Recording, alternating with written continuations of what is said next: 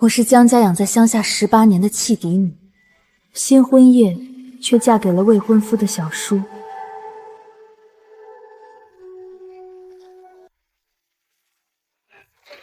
角落，欢起！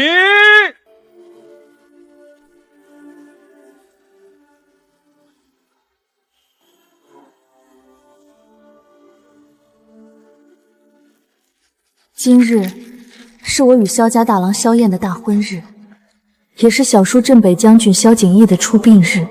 萧家说喜丧同伴，讨个彩头。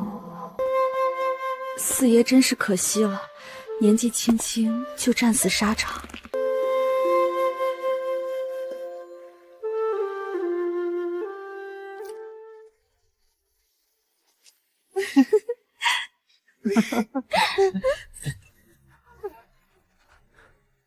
大郎，叫夫君。可今日是你与我姐姐的大婚，谁要娶那客死亲娘的丧门星？要不是有婚约，我们萧家才不会要她。我早该明白，回京不过是把我当作用来履约的棋子。这京城从无一人盼我安好。云儿乖，等过几日我就寻个由头休了她，然后8抬大轿迎你进门做正妻，到时候让她天天跪着给你端洗脚水。要你会说，既然如此，这门亲不结也罢。你们这么喜欢偷，那我就送你们一份大礼。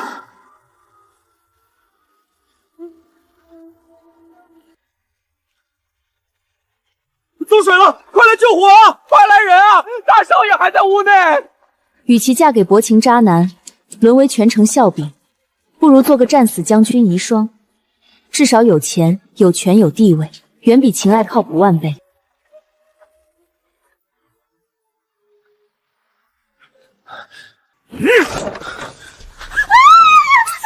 爹，娘，你们怎么来了？我的天，灵堂还在办丧，他们居然在婚房里！江家二小姐也太不要脸了吧！混账！看你干的好事，萧家的脸都被你丢尽了。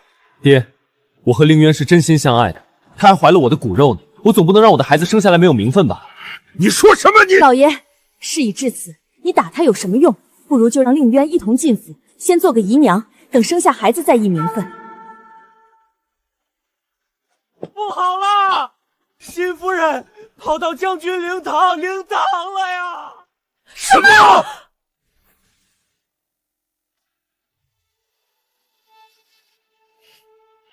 好一个英年早逝的少将军！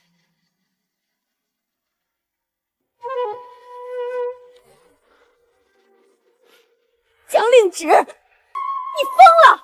赶紧把牌位放下！你今日与燕儿大婚，却抱着小叔子的牌位，成何体统？你是故意用这种方式恶心我是吧？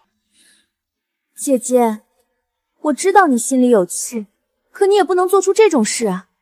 你抱着小叔的牌位传出去，别人该说你不懂规矩了。谁说我要嫁给萧燕？今日萧家以将军灵位迎我进门，那我江令旨便是萧景义的妻。那我江令旨便是萧景义的妻。你疯了！放着好好的正妻不做，非要嫁一个死人，你还要不要脸？荒谬至极！大婚嫁小叔，简直千古未闻！你要让萧家沦为全京城笑柄吗？我不知廉耻。那请问陆夫人，您儿子在亲叔叔的丧期之内，与旁人在婚房私会商议名分，这就叫知规矩了吗？你，还有你萧燕，我告诉你，我江令旨就算是青灯古坟，孤独终老，也绝不嫁你这衣冠禽兽、薄情寡义之徒。你找死！你打啊！有本事你就在萧将军的灵前打死他的心腹，我倒要看看天下人会怎么说你这个不忠不孝、不仁不义的萧家大公子。姐姐，你别冲动，你这样作践自己真的不值得啊。哦，我作践自己？我守得度，日名正言顺，风光体面，总比某些人苟合偷情、未婚先孕、藏在暗处不敢见人要强千倍万倍。我没。够了！江令芷，你在祖宗祠堂面前满口污言秽语，简直是败坏我萧江两家门风。伯父此言差矣，我今日嫁给萧将军，有3利而无1害。这其一，我嫁萧将军，世人只会赞萧家重义，为战死将军立旗手监，不会诟病萧家喜丧乱办，寒天下将士之心。是这个理。其二，我嫁萧将军，履约完婚，保全了江萧两家婚约的体面，世人不会乱与江萧两家丝毫。其三，我嫁萧将军，为将军刘嗣守香火，让护国忠良有后祭拜。我所作所为，光明磊落，何错之有？说的有道理啊。比起萧燕和江令轩的龌龊事，江大小姐的举动确实是高尚多了。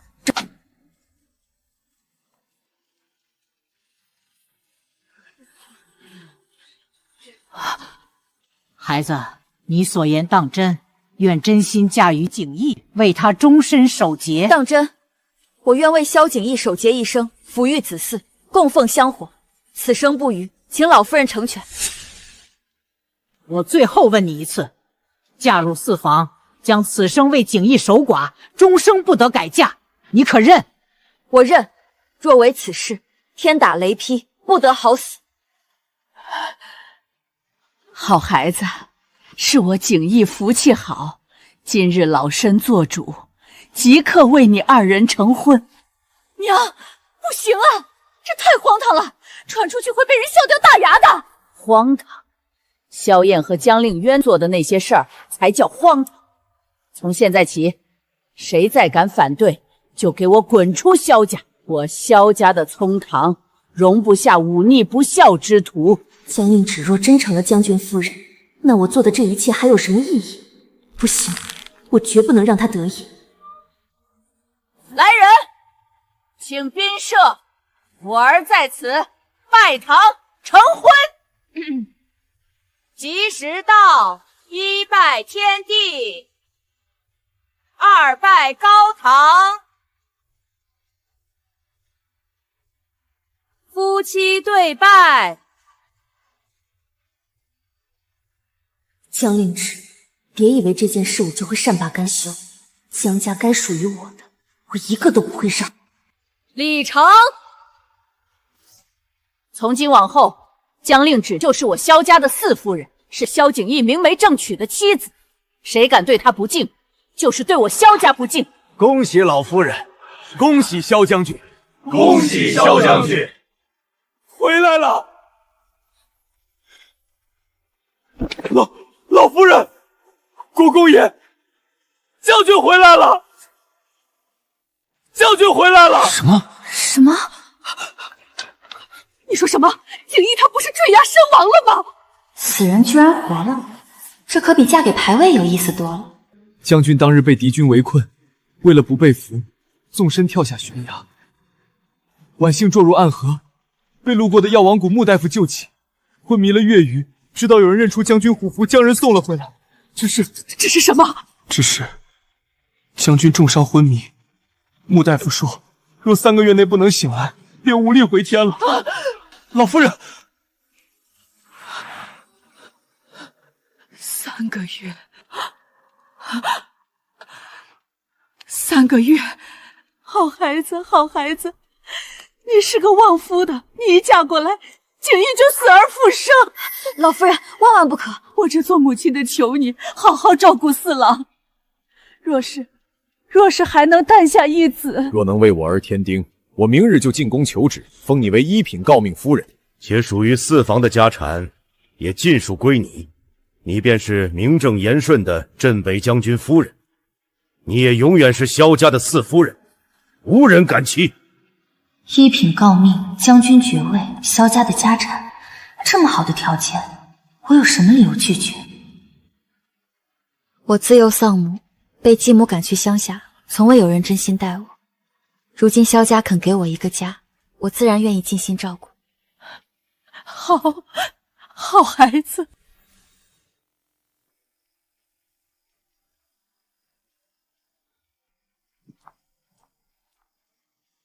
17岁从军，20岁封将，一生未尝一败，这样的人怎会轻易跳崖？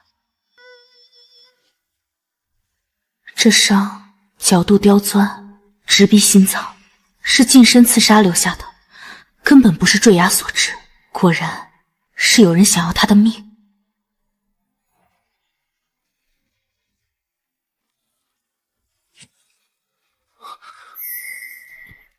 有反应，看来不是无药可救。幸好在乡下时跟着师傅学了10几年医术，救你足够了。萧景逸，我救你不是因为什么夫妻情分，我只是想在这深宅大院里活下去。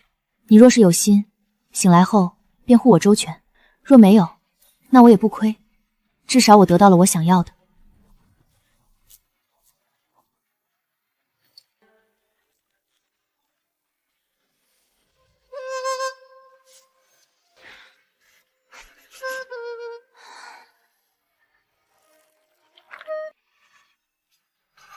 夫妻，我成婚了。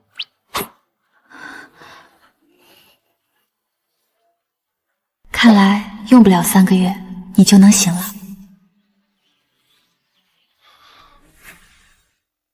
今日本是心腹请安，怎么我们大家都到了，偏偏就他没来？难不成昨日只是装装样子，今日就想悔婚了？就是啊，一个乡下丫头，架子倒不小。是谁在后面编排我？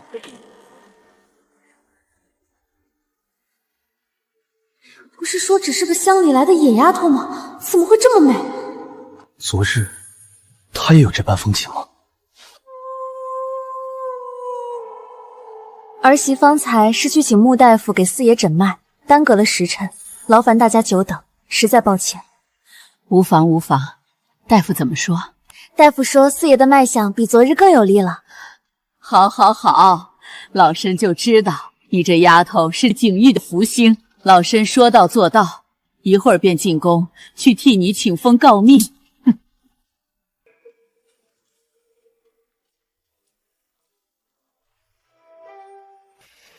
谢母亲、父亲厚爱。好，好。这是萧家传家至宝，今日赠与你。从今往后，你便是我们国公府的四夫人。谢谢母亲。凭什么？我嫁入国公府20年，为萧家生下嫡长孙，她一个刚嫁过来的，凭什么拿传宝？若国公府能护我，或许这桩买卖也不算亏。四弟妹当真是个有福气的，那大嫂便祝你和四弟白头偕老，儿孙满堂。陆氏，多谢大嫂好意，只是比起我，侄儿院里马上就要添丁入口，可见大嫂才是最有福气的人。毕竟萧燕连亲叔叔的丧妻都敢让妾室怀上身孕，这份本事旁人可比不上。你，对了，大嫂，我听说城郊红螺寺的求子观音最是灵验，3步一跪，5步一拜，方显诚心。大嫂这般有福气，不如替我和夫君去请一尊回来，也算是替萧家积德了。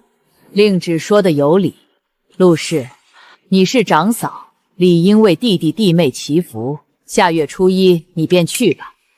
母亲，那红螺寺山路陡峭，我怎么让你为景逸祈福，你不情愿？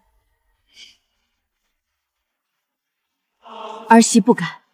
下月初1，儿媳定去。那就有劳大嫂了。母亲，儿媳先告退。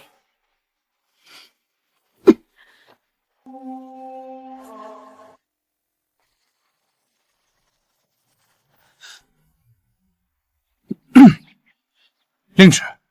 大公子有事，按辈分，你该叫我一声四婶，这般直呼名讳，怕是不合规矩。什么四婶不四婶的？你我本有婚约，若不是昨日你一时毒气换了亲，你现在本该是我的妻子。大公子记性不太好，昨日婚房里是谁说我是克死亲娘的丧娘心，萧家根本不想要我？又是谁说要休了我，八抬大轿迎江令鸾进来。那时我是被渊儿迷了眼，没看清你的好。令芷，你守着个昏迷不醒的活死人，这辈子有什么意思？不如你暗中从了我保证，日后绝不会亏待你。萧燕，你给我听清楚，我江令芷生是萧景逸的人，死是萧景逸的鬼。别说他只是昏迷，就算他真的走了，我也只会是你的四婶，跟你不会有任何关系。还有，管好你自己的手脚，下次再敢对我动手动脚，我就把你扔去老夫人面前，请她好好教教你萧家的规矩。哼！云柔，请萧刚仔离开。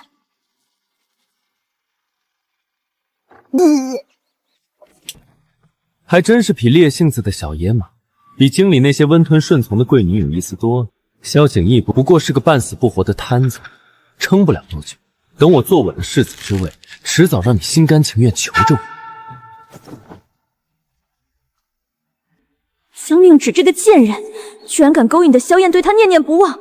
不行，我绝不能让他抢走萧燕，更不能让他抢走属于我的一切。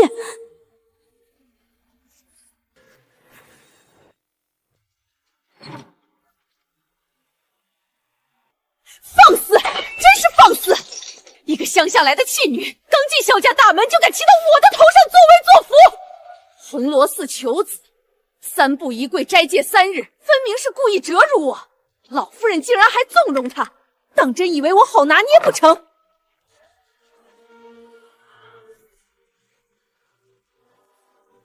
夫人息怒，千万别气坏了身子。姐姐她不过是一时侥幸，得了老夫人几句偏爱，根本成不了气候。侥幸？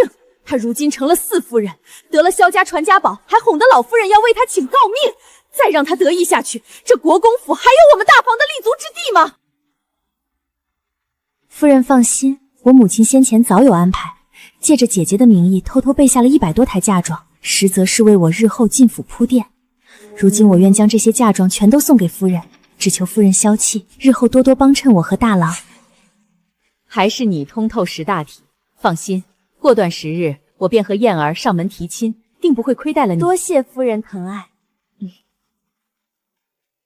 云柔，你去找下管家，让他派几个人把我那放在大房库房的120台嫁妆尽数搬回四房。是，四夫人。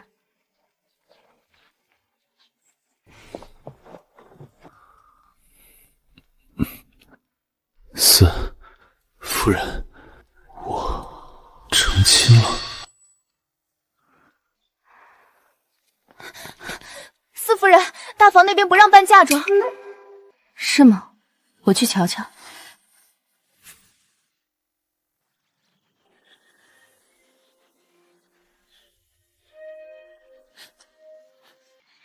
不好，快去告诉大夫人，就说四夫人亲自来了。是。四夫人，您怎么来了？真是不凑巧，我们夫人不在，库房上了锁，没人能开门。巧了，我刚从大房院子过来，可是亲眼看见大嫂往库房这边走。大嫂，别躲在里面不出声啊！我知道你在这儿。怎么，有本事抢我的嫁妆，没本事开门见我？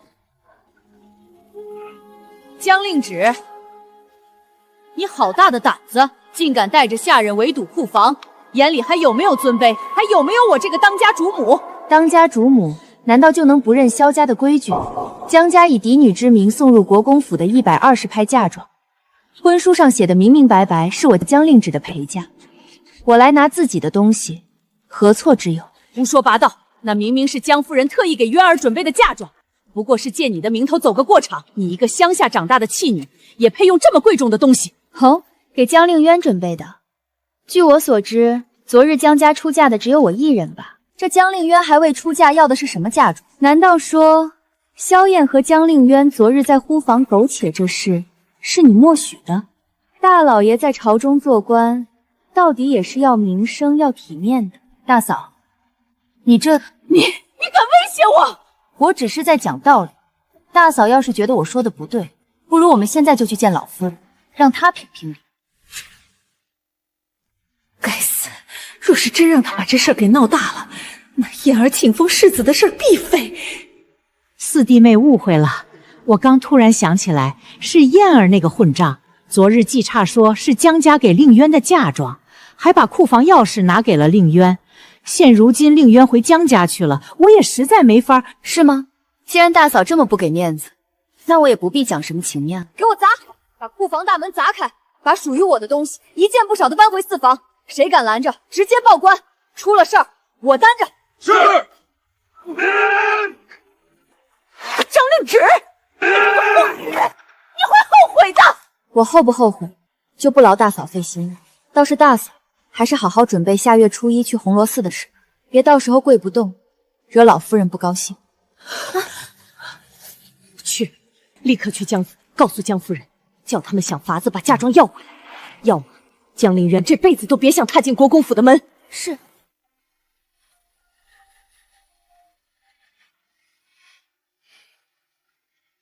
我已经练了10几年，当年师傅说，只要还有一口气，这针就能把人从鬼门关拉回来。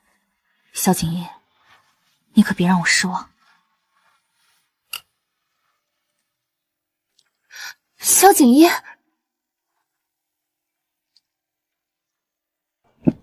你是谁？你醒了，我是江令之，是你的妻子。江家，那不是萧燕的未婚妻吗？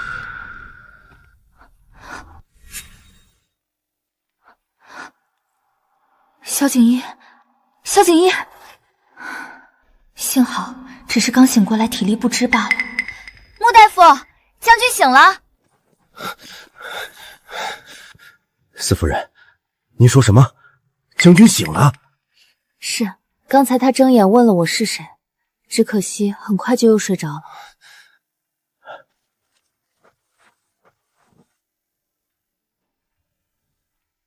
太好了，这是将军彻底清醒的征兆。之前他只是有知觉，现在已经能对外界做出反应了。将军终于要醒了，属下这就去告诉老夫人和国公爷。等等，先别声张，将军刚醒，身子还弱，经不起折腾。等他彻底稳定下来，再告诉他们不迟。他被人刺杀坠崖，现下还未彻底苏醒，若被旁人知道，怕会生祸端。四夫人说的对，将军这次能短暂清醒，全靠夫人的照顾。老夫再调整一下方子，配合针灸，不出10日，将军定能彻底苏醒。有劳穆大夫了。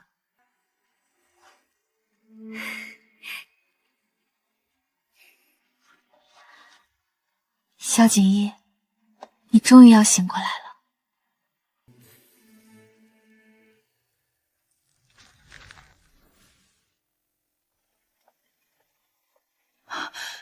令直，快过来！景逸今日怎么样了？回母亲的话，景逸今日好多了，刚才还短暂清醒了一会儿，能开口说话了。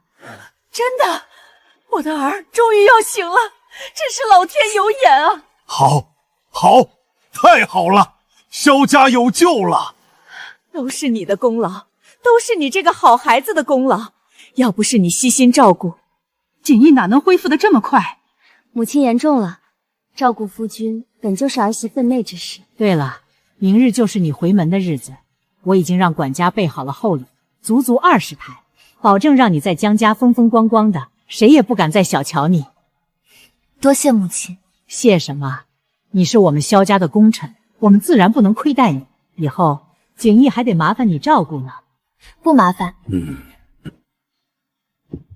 江家，我回来了，18年的债，也是时候该清算了。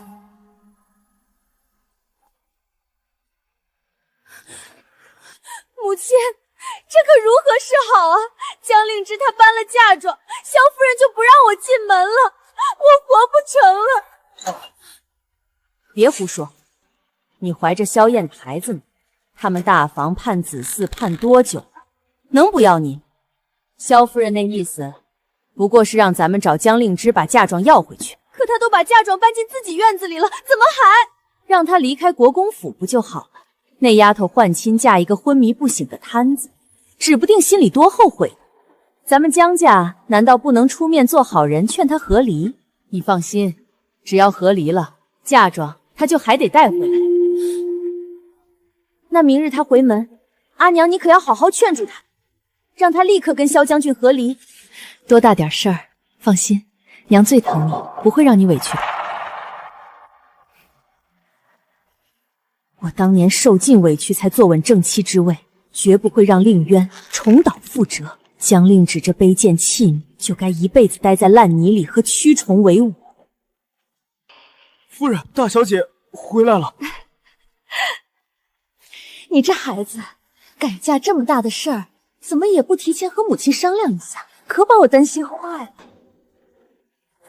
你不是我母亲。行，知道我说不了你，特意让人把你大哥叫回来了。有什么话，你们兄妹俩好好说。令芷，大哥，你太任性了！你太任性了！就算你不满这门婚事，也不能做出这种荒唐事。令渊盼了萧燕多少年，你怎么能抢他的婚事？我抢他的婚事？不然呢？你明知道萧燕和令渊两情相投，还非要嫁过去。现在倒好，换亲嫁给一个昏迷不醒、最多只剩3个月命的摊子。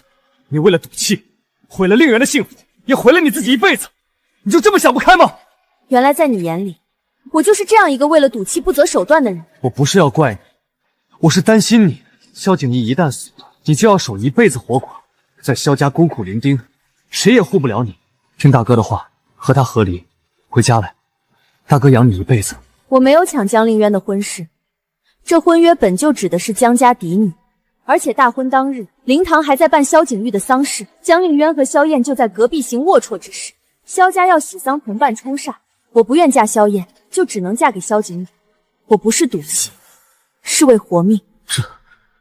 这不可能！大哥，你别听姐姐胡说，她是嫉妒我，故意污蔑我。我和大郎是清白的。是啊，泽儿，你别听她瞎说。这丫头在乡下待久了，心思都歪了，满嘴胡话。令渊，他说的是真的吗？我没有。大哥，你怎么能信他不信我呢？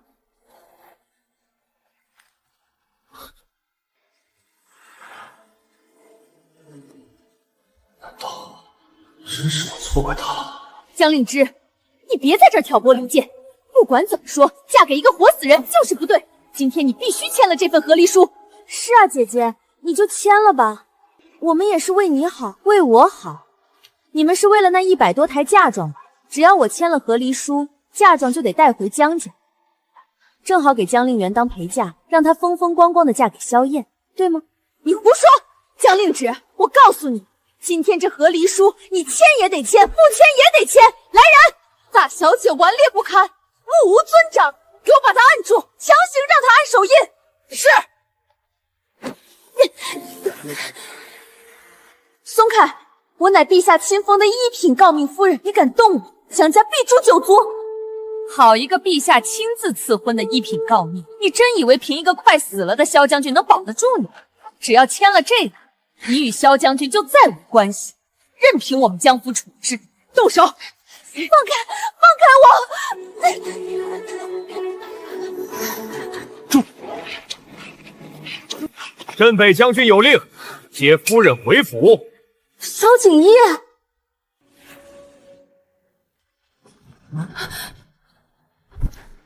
夫人，将军醒了，特意让属下来接您回府。接夫人回府！接夫人回府！接夫人回府！听到了吗？我的夫君醒了。属下来迟，请夫人恕罪。起来吧，不迟，来得正好。狄红，属下在。把老夫人备的回门礼全部搬回去。是，搬走。是。哎，别啊，哪有把回门礼带回去的道理？令芷，是伯母错了，你就原谅伯母这一次吧。别碰我，我嫌脏。还有，这里不是我家，这些东西就不该留这儿。令芷，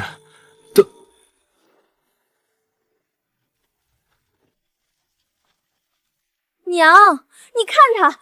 没事，娘会再想办法的。该死，她不是被养在乡下吗？怎么这气势比京中贵女还足？而且萧景逸居然醒了，这下麻烦了。江令芷，母亲因生你而死，我该恨你的。哪怕你被扔去乡下18年，我也从未心软。可方才见你被刁难，我竟有一丝心疼。你是我亲妹妹，但母亲的仇，我又怎能忘却？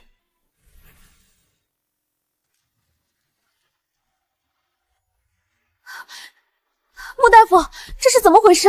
不是说将军醒了吗？夫人莫急，将军先前确实醒了半个时辰，得知您回门后，还说让狄将军去江府接您。可狄将军刚走，他就又体力不支，昏了过去。你居然记得我！将军还是有些虚弱，夫人可以寻些年份长一些的人参来，给将军补一补。云柔，去叫管家在库房里拿根年份长些的人参来，就说将军要用。是。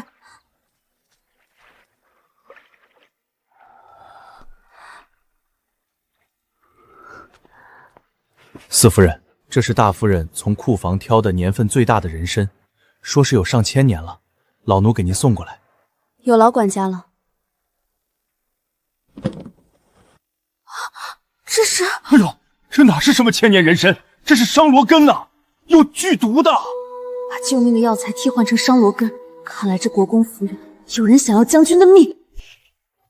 云柔，带上这株脏东西，随我去见老夫人。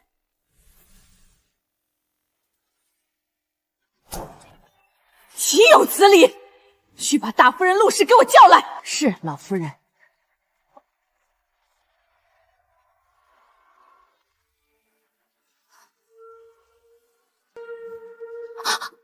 母亲，您找儿媳有事。陆氏，你自己看，这就是你给景瑜挑的千年人参。这不可能！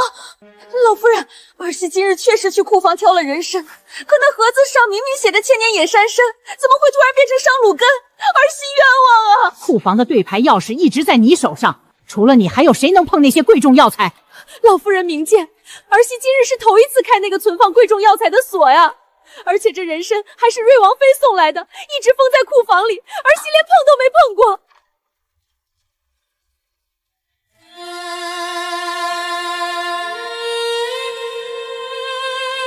母亲，我听说出大事了，四弟的人参怎么了？天哪，居然是商禄根！大嫂，这到底是怎么回事？四弟现在可还躺在床上等着救命呢，你管着库房，居然出了这么大的纰漏，这要是真给四弟喝了下去，后果不堪设想啊！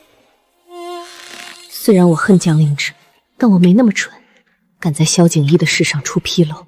谁不知道老夫人最疼的就是他了，所以只可能是顾氏，是他陷害我。顾氏，你少在这里落井下石！药材是不是你换的？就是你想陷害我！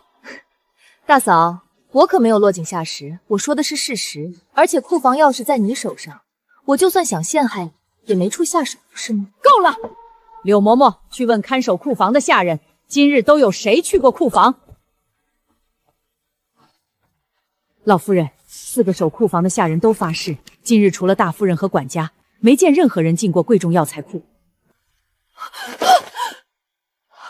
不可能，这不可能，一定是有人陷害我。不如让穆大夫去库房彻查一遍，看看是只有这1格人参被换了，还是其他药材也出了问题，也好查清到底是有人故意陷害，还是大嫂管家不严出了迷路。好，穆大夫，有劳你了。老夫人客气了。老夫人，查过了，库房里其他几株百年人参也都被换成了另外的药材，而瑞王妃送来的药材里，只有这株千年人参被换成了商禄根。陆氏，这就是你管家的本事？你是打算把国公府的天戳个窟窿出来吗？老夫人饶命，儿媳知错了，是儿媳管家不严，才让奸人有机可乘。求老夫人再给儿媳一次机会。若是今日令旨没有发现，景怡岂不是就被你害死了？母亲，您别气坏了身子，大嫂也不是故意的，就是太粗心了。不过这长家的事关乎全府上下的安危，尤其是现在四弟病重，可不能再出任何差错了。大嫂这次是差点酿成大祸，要是下次……从今日起，府里的中费交由2夫人顾氏掌管。陆氏，把库房的对牌钥匙立刻交出来。谢母亲信任，而且一定尽心尽力管好府里的事，绝不让您失望，也绝不会再让四弟的事出任何失漏。令旨，我知道你心思缜密，府里这些年的账目就由你帮着老2家的彻查一遍吧，有任何问题直接向我禀报。儿媳遵命，定不负老夫人所托。好了，都散了吧。管家，立刻去京城最好的药铺买最好人参回来，先紧着锦衣用。是。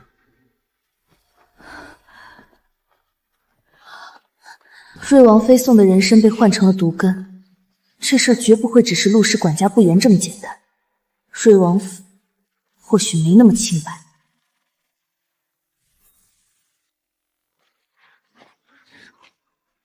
江令旨，你好深的手段！我娘执掌钟馗20年，你才进门几天就撺掇老夫人夺了她的权，你安的什么心？大公子说话要讲凭据，库房出了毒人参，险些害了将军性命，是大嫂管家不严自食其果，何来我撺掇一说？罢了，这事我也不跟你深究。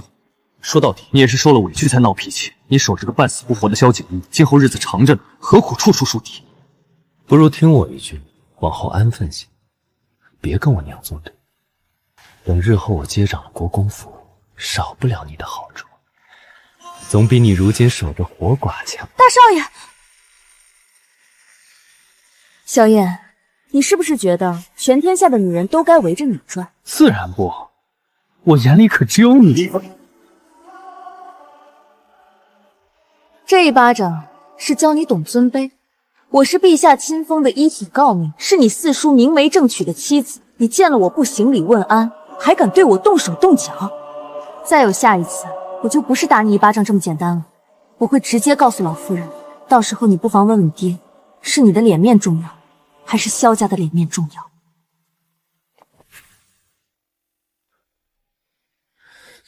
江灵芝，你敢打我！你大郎，大郎！下次我绝对不会放过你。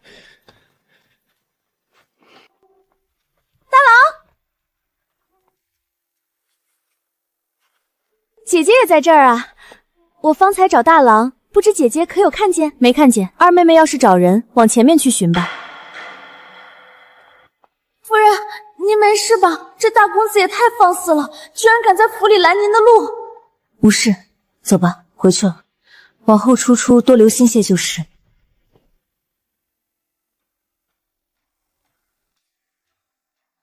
怎么会？3年，整整3年，大房居然贪墨了近1000万两多，国公府的家底都快被他掏空了。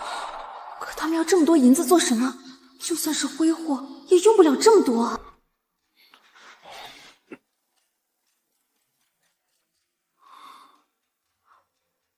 萧景逸，你醒了？醒了。方才看你算得入神，没敢打扰你。刚醒身子虚，先别动。感觉怎么样？头还晕吗？身上可有哪里刺痛不适？并无大碍。方才隐约听见你提起账目，还说到大房贪墨了1000万两。我算了一夜，只是近3年的账目，明面上的亏空就有300多万两，加上被转移早的田铺子，加起来至少1000万两。我实在想不通，他们要这么多银子做什么？我知道。你知道？我这次出征回朝的路上，遭遇了3次刺杀。刺杀？难道是大房的人？我抓了一个活口，说是大房派来的人，但我却觉得不对劲。大哥虽说一直忌惮我，怕我抢他的位置，但他应该没那个胆子派人杀我。何况那些刺客个个身手矫健，训练有素，绝不是府里护院的水平。你的意思是，有人借了大房的手来杀你？没错，他们花这么多银子，就是在为背后的人做事。前几日管家去库房拿人参，结果发现那株瑞王妃送的千年人参被换成了有剧毒的商鹿根，莫非是……果然是想斩草除根，一点机会都不肯给我留。此事凶险，你莫要多问，你只需记住，往后大房的人一个都别信。我知道，你刚醒，别劳神，躺下歇息，我去外间软榻守着，有事唤我。你做什么？伤口刚结痂，不要命了？院外有人，估计是来看我醒没醒的。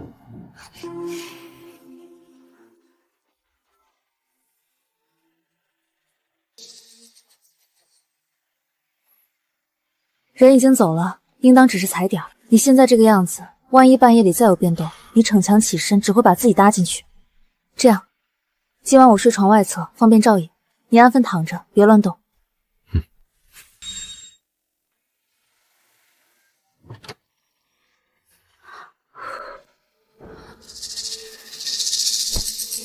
才刚醒，就有人迫不及待找上门来，这国公府比我想的还要凶险。夫人本是二公子萧燕的未婚妻，只是大婚当日撞见萧燕与江令渊私通，这才当场换亲嫁给了您。而江家弃养她10几年，接回只为履约，换亲之事也全然不管。她自小无人庇护，嫁入萧家没享过一天福，反倒要跟着我担惊受怕，如今守着我照料我，说到底也不过不是碍于这名义上的夫妻名分，想在这深宅里寻个靠山罢了。毕竟她本就不是心甘情愿嫁我，江家弃她，萧燕负她，我不能再让她受半分委屈。既成了夫妻，我萧景逸这辈子就绝不会负她。贱人，都是一群贱人！夫人息怒，气坏了身子不值当。老奴晚上路过顺源，可瞧见一桩要命的事儿。还有什么事比救了长家权更要命？夫人，四夫人屋里摊着满满一桌子账册，她手里还拿着算盘噼里啪啦算着呢。她在查咱们的账啊！什么？她一个乡下野丫头，怎么可能会查账？老奴也纳闷啊，可她一笔一笔对着账本算，看得比账房先生还认真。咱们那些做了假的铺子营收被转移的田产，万一被他查出来，老夫人绝不会饶了咱们啊！不行，绝不能让他查下去，该想个法子才行。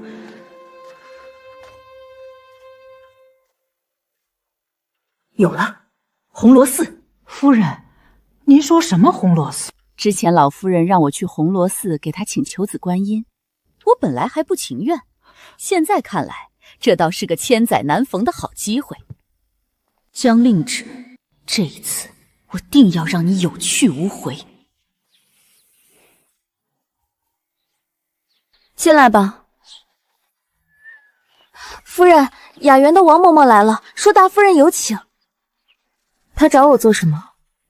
四夫人，大夫人说今日要去红螺寺给您请求子观音，想着妯娌一同上香，更显诚心，特意让老奴来请您一同前去，也好亲眼见证菩萨显灵。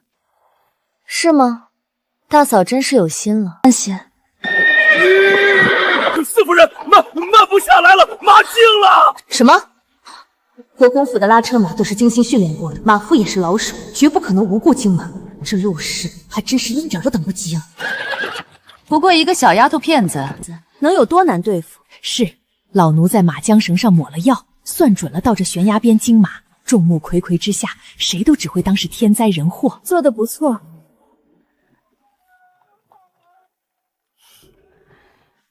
太好了，江令芷终于要死了，这次他就算有9条命也逃不掉。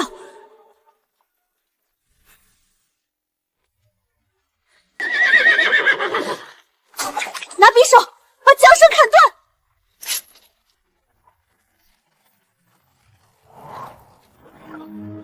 跳！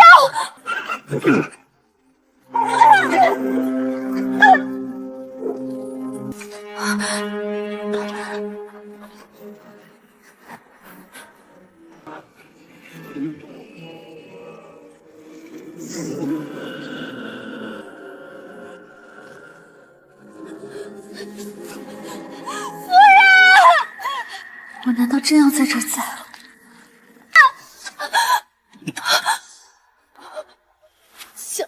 将军，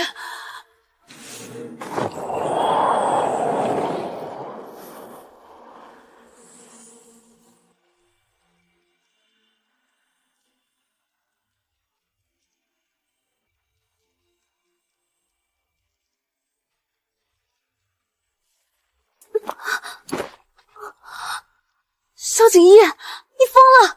伤口会裂开的。别怕，我说过我会护着你的。脉象急促，气息紊乱，还好，只是旧伤复发，不严重。你个傻子，明明自己身上有伤，还逞什么强？从那么高的地方跳下来，不要命了？夫君，谢谢。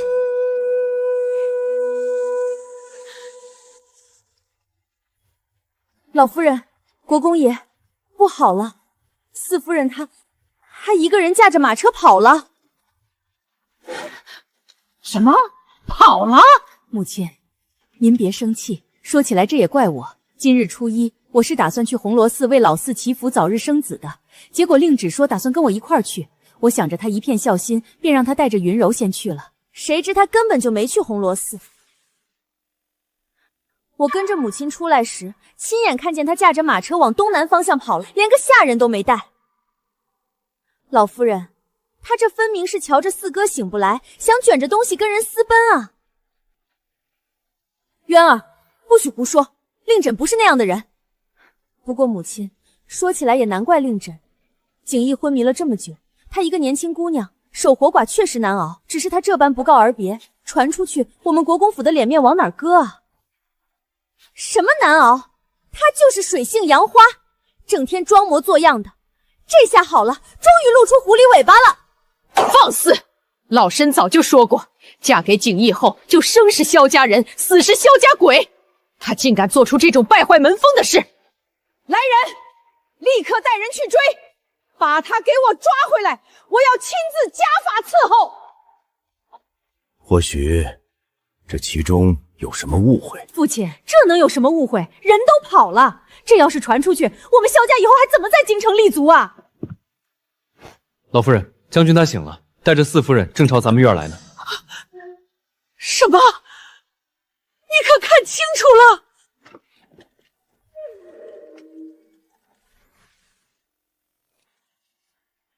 景逸，你这孩子醒了，怎么不提前叫人通报？可把母亲担心坏了。这两口子是跟阎王爷沾亲吗？怎么连地府都不收他们？母亲，事出紧急，毕竟我若是再晚来半步，我那夫人就要被人谋害，还要被扣上私奔的污名了。什么？谋害？母亲明鉴。今日一早，大夫人说红螺寺的平安符最是灵相，哄我单独乘一辆马车去祈福。谁知行至半山腰，马匹突然受惊，拉着马车直冲悬崖。我拼死跳车，才侥幸抓住崖边的石头，捡回一条命。可我九死一生刚回来，就听说大夫人和二小姐提前回府，正跟祖母说我是瞧着将军不醒，卷着东西跟人私奔了。陆氏，怎么回事？母亲，冤枉啊！这不关我的事，我什么都不知道。是那马夫自己失职惊了马，跟我一点关系都没有啊！狄红，把王嬷嬷带上来。另外，刚才抓到的那几个可疑之先拖下去严加看管。是。将军，不行，你不能杀他们，有话好好说。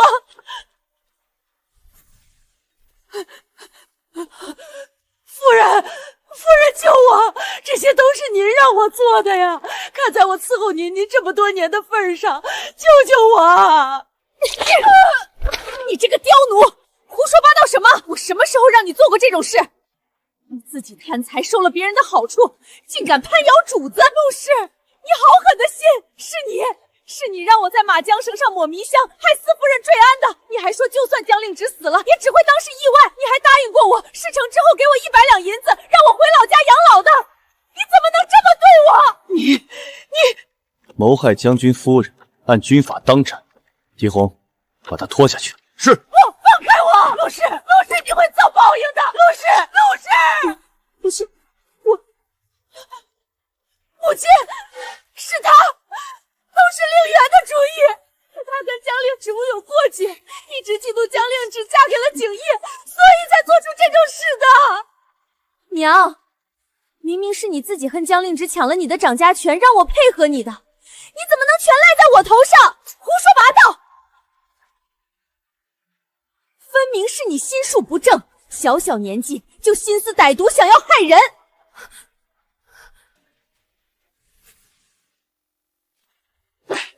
他一个妾室还能指挥你这个主母吗？我看是你才心术不正，想要害人。拖下去，罚封半年，并禁足1月。滚！母亲，我是冤枉的，母亲。夫人，有我在，以后没人能再欺负你。知道，才刚醒就拉着我回来了，谁还能有你厉害啊？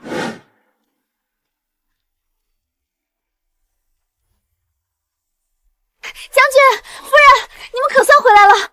陆华伦已陷进泥坑里了，折腾半天才弄出来。云柔，去让厨房烧2桶热水，我要洗个澡。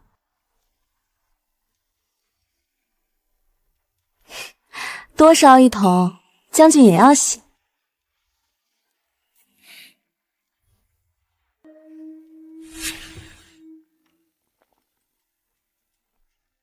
夫人，热水备好了。好，下去吧。没有我的吩咐，不要进来。是，夫人。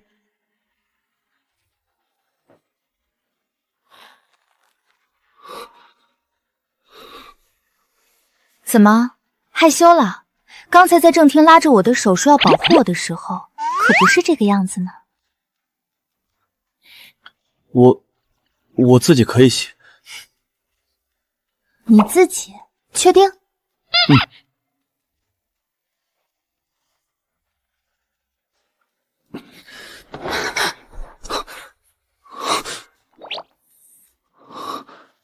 这男女授受不亲。好了，别逞强了，一会儿你摔了不是更麻烦？再说了，我们是夫妻，有什么好害羞的？不，我自己来。这是……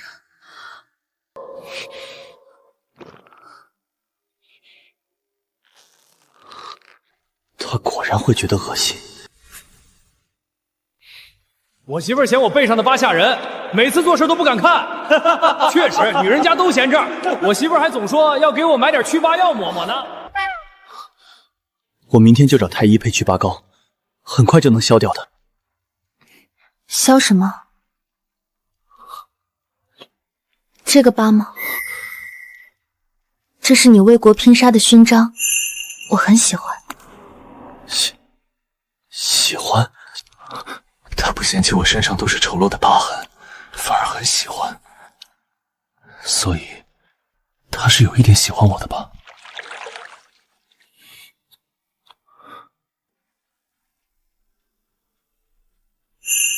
疼吗？不疼，早就不疼了。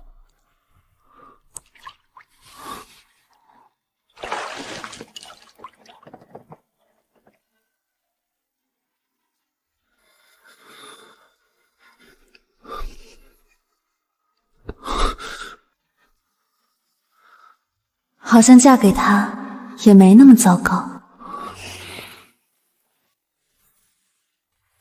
大郎，你要为我做主啊！母亲她把所有事都推到我头上，老夫人罚我跪了3个时辰祠堂，还不让我出院子，我肚子里可还怀着你的孩子啊！哭就知道哭！我娘这么做，还不是为了帮我们除掉江令芷那个祸害？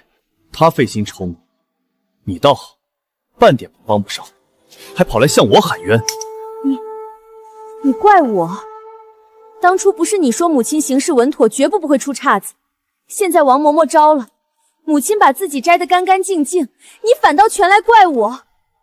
我娘行事什么时候错过？肯定是你沉不住气，处处针对江令芷，惹得她起了疑心，要不然她能那么容易躲过？我娘执掌钟馗20年，府里从没出过半点纰漏，偏偏带你去一趟红螺寺就出了这么大的事，不是你还能是谁？现在好了，江令芷毫发无损，我娘丢了掌家权，连王嬷嬷都折进去了，全府上下都在看我们大房的笑话，你满意了？萧燕，你当初说会护着我和孩子一辈子，现在就因为这点事你就怪我？我现在自身都难保，哪有功夫跟你掰扯这些对错？你安分点待在院里，好好保住肚子里的孩子，别再给我惹事。江令芷，都是因为你，要不是你突然冒出来，母亲不会迁怒我，大郎也不会这么对我。只要你死了，一切就都会回到原来的样子，大郎也会回到我身边。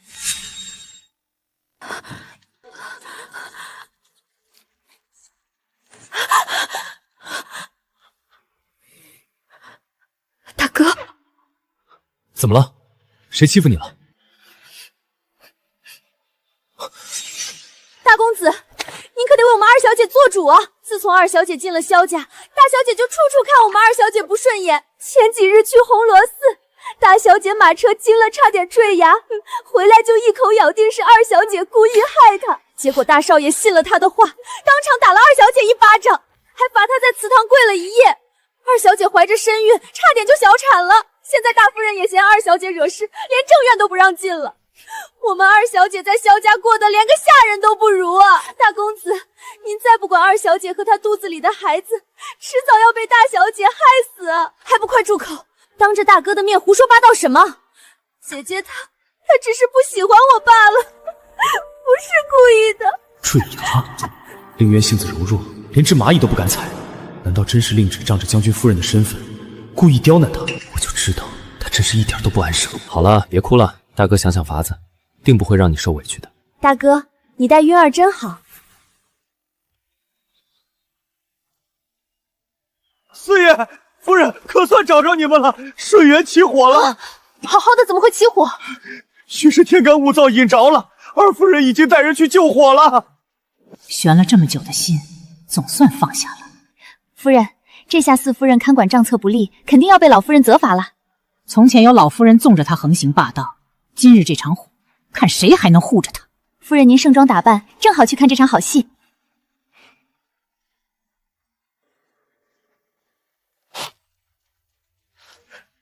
不对，我只吩咐烧账册，怎么火这么大？怎么回事？火怎么这么大？大夫人，巡防营都来了，姑姑爷和老夫人让您带所有人去荣安堂避一避。巡防营？怎会？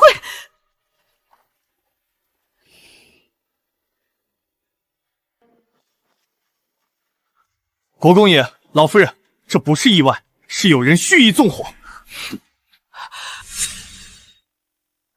长松那个废物不会被抓住了吧？方大人此话怎讲？我们在后墙根发现了打火石，地上还有猛火油的痕迹。真是好大胆子！查，给我彻查到底！国公爷，查出来了，军犬从他身上喂到了猛火油味儿，他手上还有打火石烧伤的痕迹，错不了。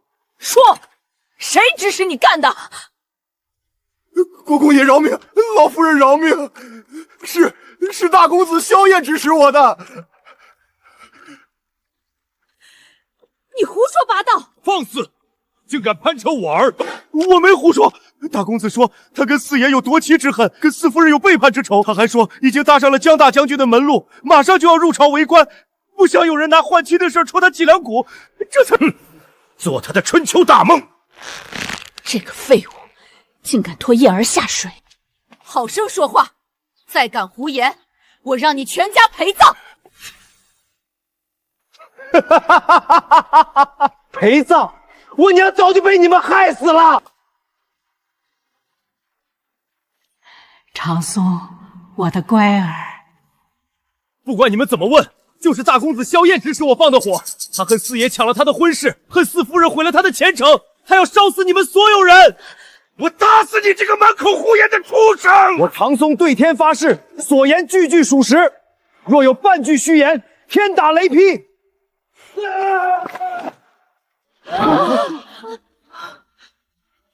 自从萧燕纳妾后，整日游手好闲，惹是生非。这次必须把她送回沙州，好好磨磨性子。国公爷，老夫人，沙州风沙漫天，燕儿自小没受过苦，她怎么受得了啊？哼，萧家祖辈就是从沙州打出来的，家喻关外战死多少萧家儿郎。可是他凭什么受不得？慈母多败儿，都是你惯的。你再敢求情，我就休了你。倒是自食其果了，想烧账册没成，竟还害得萧燕被赶出府，倒真是活该。将军，夫人一早去清点提前转移出来的账册，孟白跟着，不会有事。大房那边还有动静吗？陆氏一早就派春县去了顺源，想确认账册有没有烧干净。他倒是心急，本还想再多探查一些消息，看来是不行了。狄青，拿纸笔来。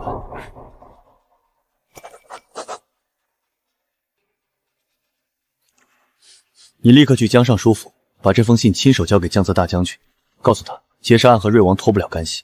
萧锦平一直在暗中替瑞王养兵，账册就是铁证。是，狄红，你去盯着大房，但凡萧锦平和瑞王府有任何来往，立刻汇报。是。对了，云香楼那边安排好了吗？安排好了，今晚子时准时起火。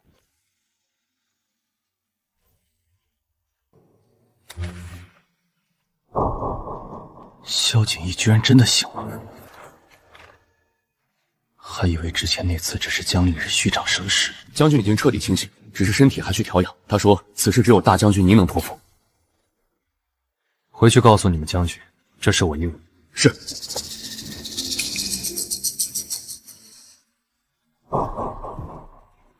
将军，红螺寺之事查清了，四夫人马车缰绳有迷药残留，车夫是陆氏的人，事发后已被灭口。私奔之说全是陆氏与二小姐一面之词。令渊一路上可有动作？随行下人说，二小姐多次刻意挑唆，四夫人全程安分，并无一心。金马灭口栽赃，陆氏手段如此下作，那从前令渊说的那些话，又有几分是真？将军，会不会是我们一直误会大小姐了？她终究是江家嫡女，应该不会做出私奔这种事。误会？她克死生母，心性本就不正。下去。是。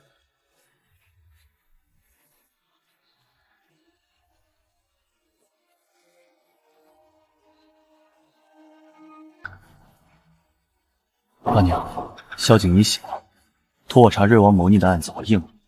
案子查起来，少不得要跟他打交道。我知道你18年都过去，那我就再容他苟活些时日，好不好？等我替萧景一查明瑞王这事儿，定让他去陪你。阿娘，你莫不是觉得我做错了？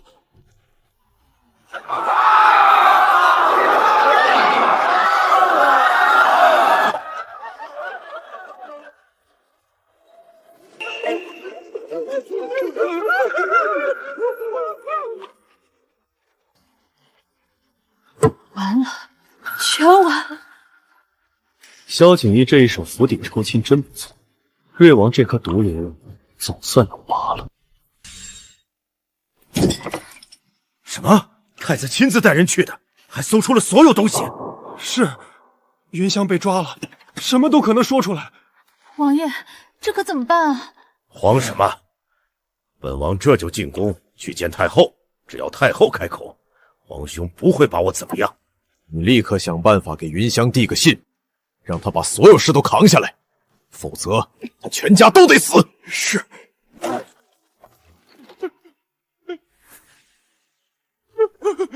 皇兄，我冤枉，这一切都是傅远背着臣弟干的，我毫不知情啊！冤枉！这些密信难道也是傅远伪造的不成？皇帝息怒，瑞王他也是一时糊涂，看在你们兄弟一场的份上，就饶了他这一次吧。好，看在太后的面子上，朕给你2个选择：要么回你的封地，永世不得回京；要么降为郡王，留在上京闭门思过。臣弟愿降为郡王，留在进京好好反省。留得青山在，不怕没柴烧。这次算我倒霉，但该死的，到底是谁把我云香楼的事暴露出来的？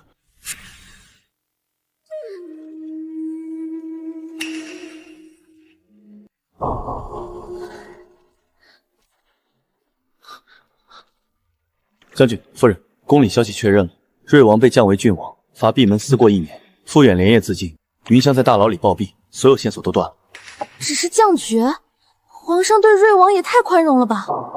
皇帝并非糊涂人，说不准他这是故意留着瑞王，想引蛇出洞。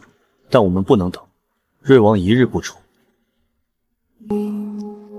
没关系，一个把柄不够，我们就再找更多。总有一天，能让他付出代价。狄青，把夫人上次从顺源搬走没看完的账册搬书房去。是。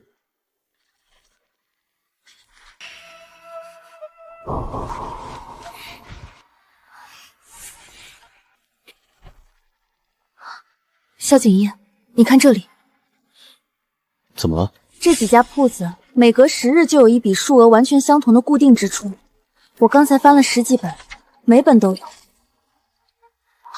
加起来每个月将近10万两，怪不得国公府这么多铺子，年底却没什么盈余。原来钱早就被一笔一笔转走了。养山，无论是锻造武器还是秘密养兵，都得藏在山里。这花销也确实对得上，看来他这是早就做好准备了。不过上京周边只有燕山和行山2座大山，绵延百里，山高林密，我们怎么才能找到他藏兵和造武器的具体位置？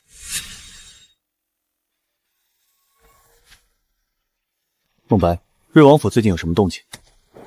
回将军，瑞王府正在筹办烧尾宴，3日后开席，邀请了上京所有的世家大族，说是为了庆祝庆祝运王殿下改过自新。烧尾宴，人多眼杂，正是动手的好机会。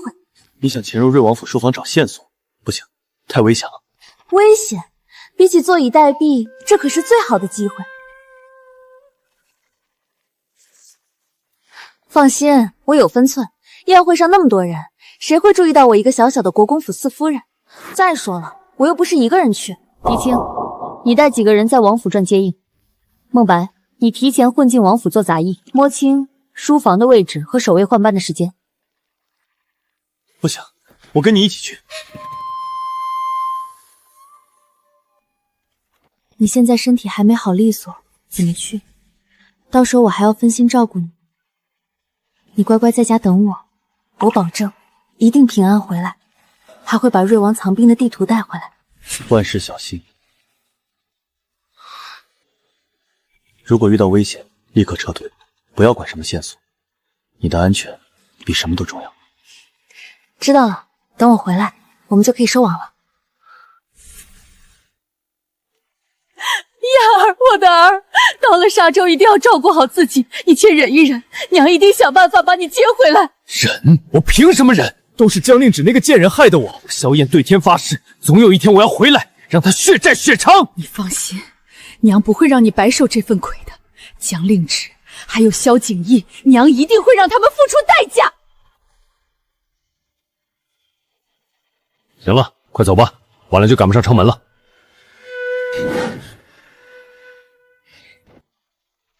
老爷，我们不能就这么算了，燕儿不能一辈子待在沙洲那个鬼地方。我知道，走，我们去瑞王府。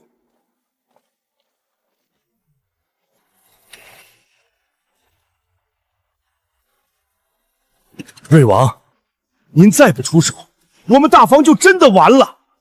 江令芷他攥着账册，日夜彻查，再查下去，我们替您养兵的事迟早要暴露啊！到时候不仅我们全家没命，您的大计也会毁于一旦。是啊，瑞王，老夫人都放话要把我赶出府了。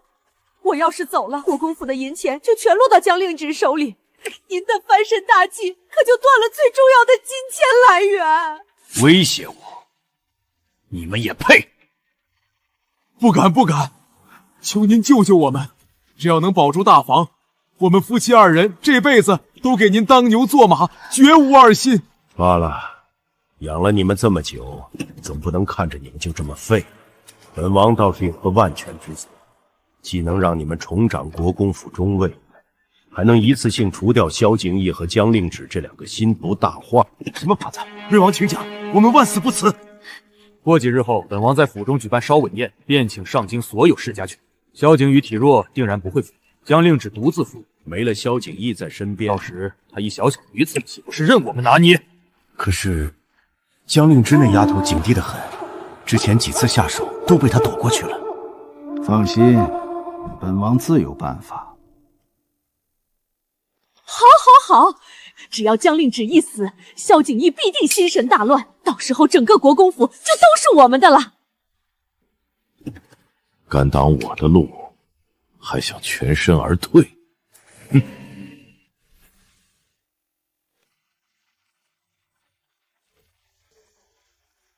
少爷，是渊夫人。大郎，你等等我。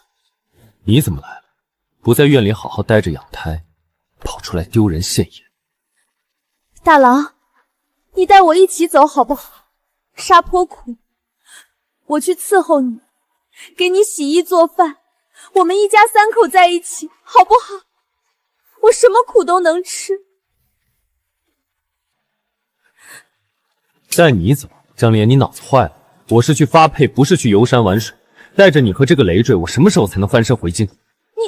你说什么？累赘？我肚子里的可是你的亲骨肉啊！亲骨肉？谁知道是不是我？当初是你主动爬我的床，指不定心里打着什么算盘。要不是你和你娘整天在我耳边撺掇，处处跟江令子作对，惹出祸端，我能落到今天这个地步？实话跟你说，当初留你不过是看你听话，又怀了孩子能帮我争世子位。现在我自身难保，你就没用了，老是在京里待着，孩子生下来萧家肯认，算你运气；要是不认，你别来找我，我也不认。走，别在这耽搁。是大少爷。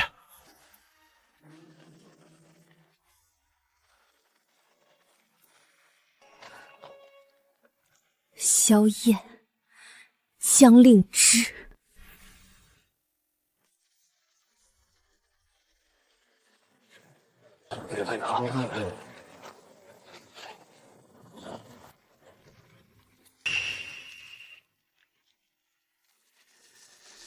都仔细些，今日来的都是上京有头有脸的人物，漠失了国公府的规矩。是二伯母。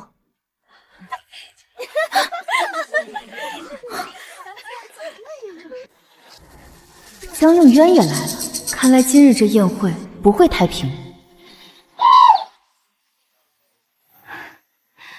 瑞王府当真是气派，大房贪墨的千万两，够把国公府修得比这还奢华10倍。二弟妹，可算等到你们了。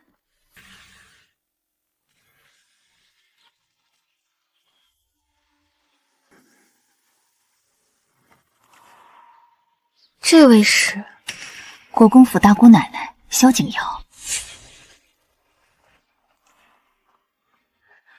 我素日病着，闲场见客。瞧瞧，景熙、苑儿都长这么大了，越发标致了。谢大姑奶奶夸奖。这位就是景怡的夫人吧？这是我女儿慧柔。慧柔见过小舅母。见过小舅母。原来她就是江令渊给我备的大礼。年轻姑娘们聚在这儿闷得慌，湖边锦鲤刚喂过，都去逛逛吧。王妃说的是。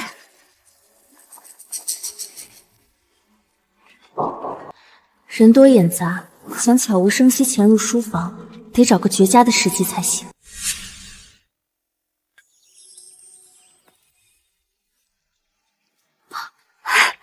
小舅母，原来你在这躲清静啊，可叫我好找。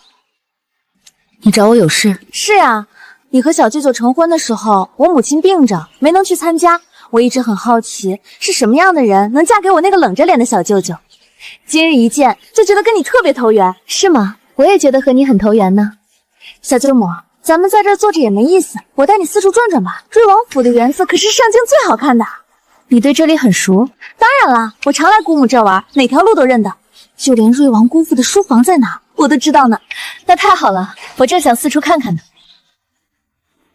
确实气派，瑞王他处理公务都在园子里，我还以为王府书房都在前院正厅旁。前院太吵，早不用了。姑父在后山脚下修了独立书斋，四面竹林，清静的很。除了他和贴身小厮，谁都不许进。那书斋离这远吗？后山那片竹林看着挺雅致的，不远。从这条抄手游廊走，穿牡丹园，绕锦鲤荷花池，尽头就是。门口2棵百年古松，一眼就能认出来。原来如此，难怪我刚才没看到，亏得有你带路，不然我早转晕了。这算什么？我还知道好多瑞王府的秘密。对了，小舅母。小舅舅最爱的山猫下崽了，养在后山山洞里，咱们去挑只最好看的带回去给他，他肯定高兴。他喜欢猫？是呀，上次他来见过一次，喜欢的不得了。瑞王姑父说让我挑一只送给他，希望他能早日康复。好，那就去看看。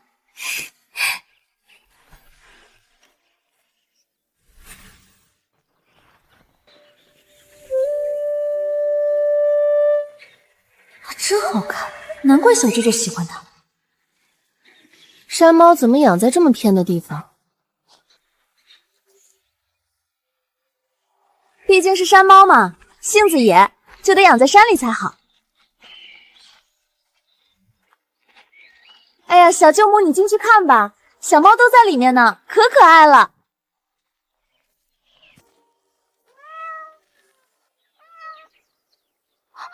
这真的是猫？哎呀，小舅母，我突然有点不舒服，你先进去挑一只，我马上就回来。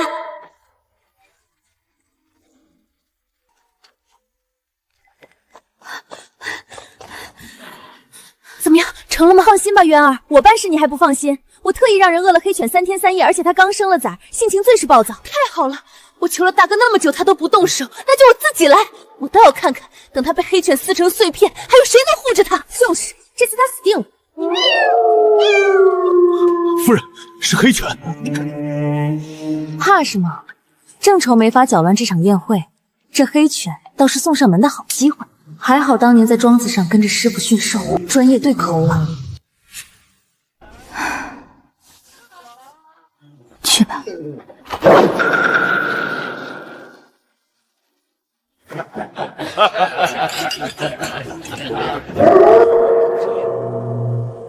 哇，黑犬怎么跑出来了？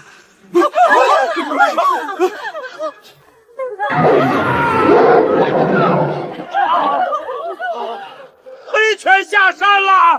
救命啊！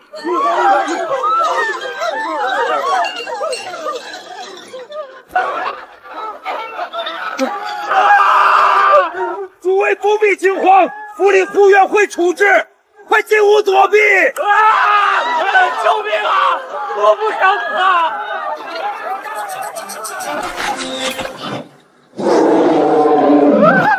救命啊！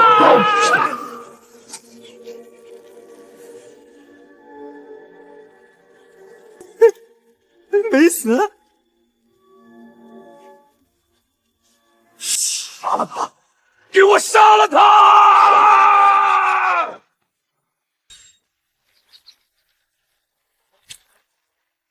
放肆！外面在闹什么？这成何体统？王妃，不好了！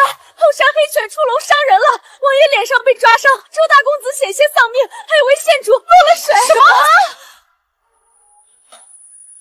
我的冤肝！江令之那个贱人肯定死了，终于可以看好戏了。你滚开！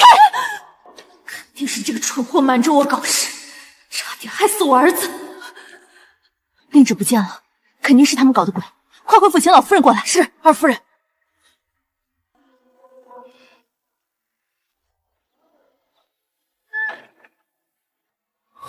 他竟也潜入瑞王书房了。在这里。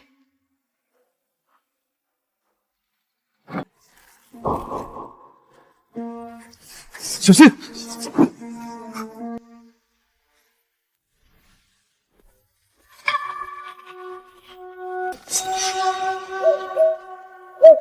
来人了！快打开看，我找退路。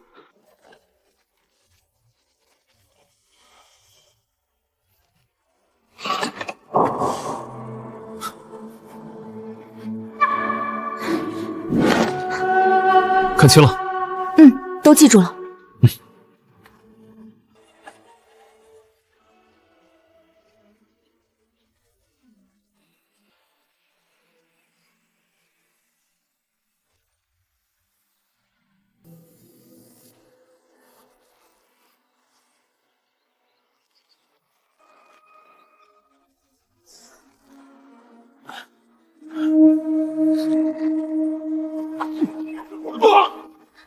对不住了，三位。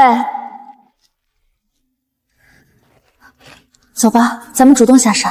夫人这演技，不去唱戏真是可惜了。今日之事是本王疏忽，给各位赔罪了。受惊受伤的宾客，本王定会一一登门补偿，改日再设宴向各位请罪。老爷，你都伤成这样了，快歇着吧。管家呢？怎么不见他人影？王爷派管家去清点受伤的宾客了，应该快回来了。王爷，王妃，不好了！可是黑犬伤着人了，伤势重不重？要是能一举让江令直死去，也算是值了。不是，是管家还有2个小厮，他们在后山洞穴里被人杀了。什么？谁敢在瑞王府的地盘上杀人？难道是潜入书房的贼人？管家有没有吐露什么？王爷，王妃娘娘，不好了！萧四夫人小产了！什么？江令之没死，孩子居然还没了，这下完了！荣安长公主到。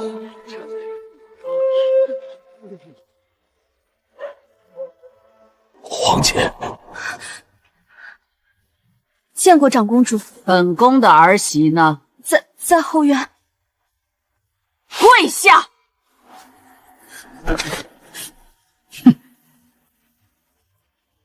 皇姐，今日之事实在是个意外。你也给我跪下！夫人节哀，您年轻，养好身子，日后还会有的。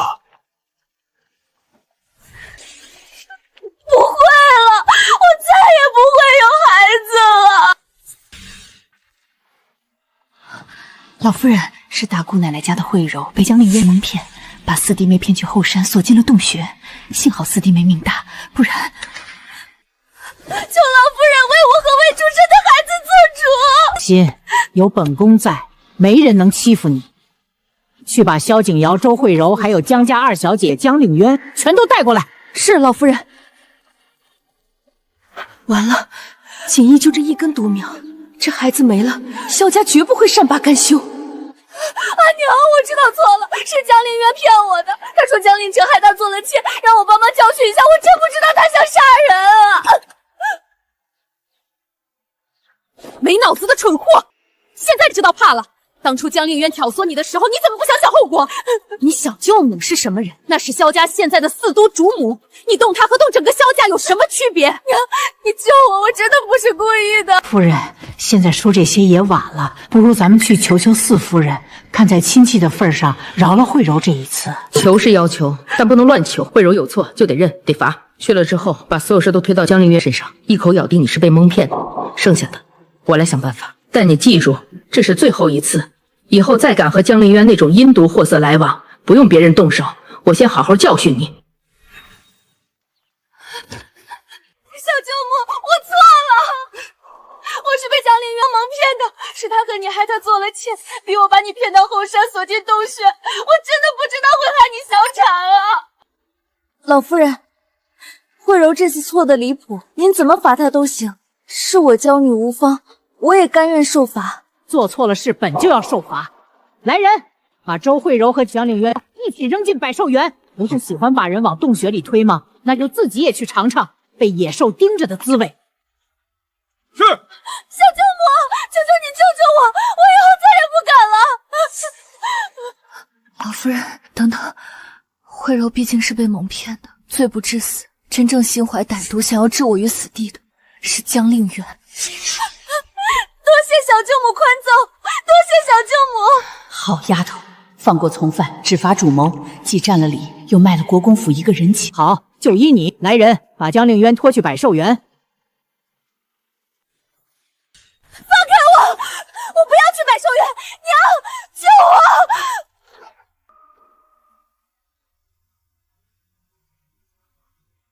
长公主，求您开恩，饶了令渊这一次吧。他肚里还怀着萧家的孩子呀，求您看在未出世的孩子份上，饶了他吧。老夫人，我肚子里可是萧家的嫡长孙啊！我萧家可没有这样阴毒的子孙，他肚子里的孽种，萧家不认。拖走。是。长公主，求您了，孩子是无辜的呀！老爷，您求求长公主，令渊可还怀着……够了！丢人的东西！老爷，那是我们的女儿啊！他做出这种伤天害理的事，也是他罪有应得。老爷，你别走！老爷，江令池，我到底哪里不如你了？凭什么所有好东西都是你的？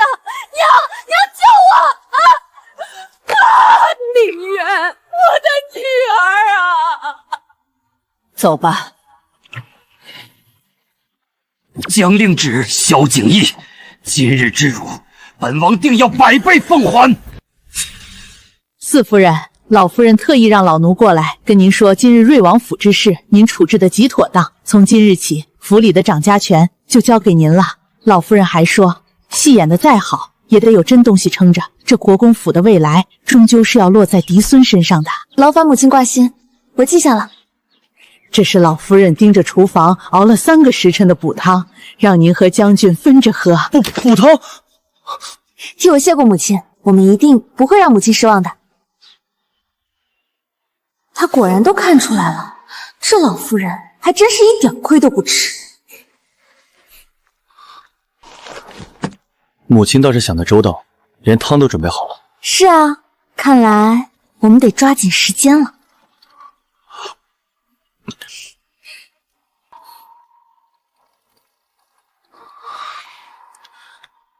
阿芷，我知道你嫁我不过是权宜之计，可我心悦你。我以前总觉得我这辈子要么死在战场上，要么守着萧家过一辈子。可自从你来了，我才知道原来有妻子是这么幸福。我愿意等你心甘情愿地接受我，把我当成萧景烨，而不是那个你用来安身立命的将军夫君。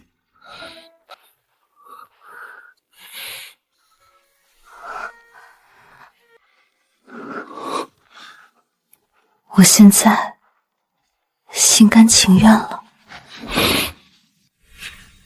江灵芝，我要杀了你！我一定要杀了你！我的孩子没了，都是你害的！我做鬼也不会放过你！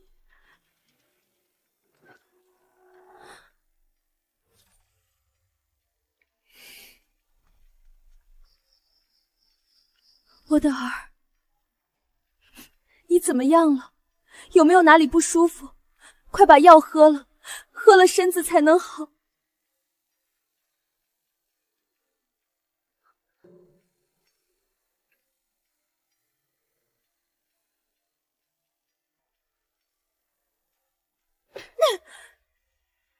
不喝，我喝这个有什么用？我的孩子都没了，都怪江令志那个贱人，他怎么不去死？他怎么不死在洞穴里？他害死了我的孩子，他凭什么活着？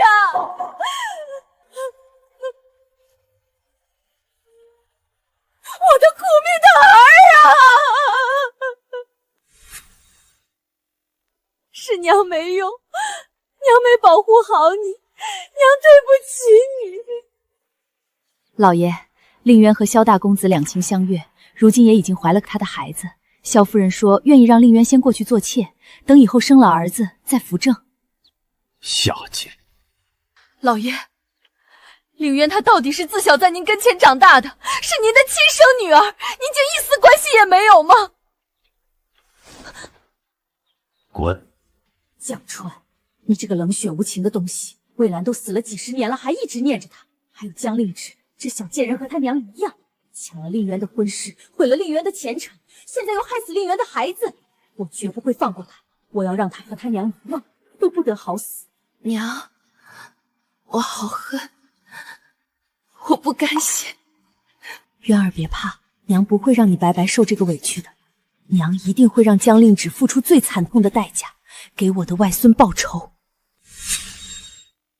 自从江令芷进了国公府的门，我们大房就没过上一天好日子。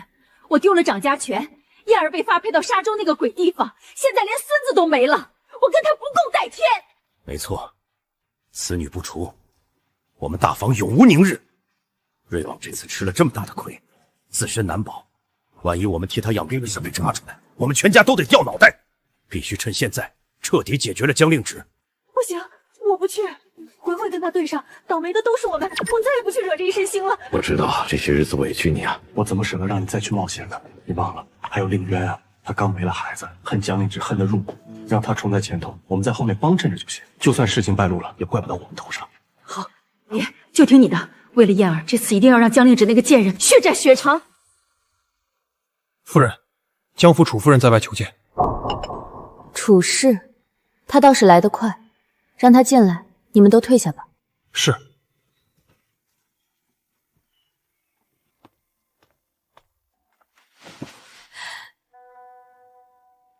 令芷，娘来看你了。别装了，有什么事儿直说。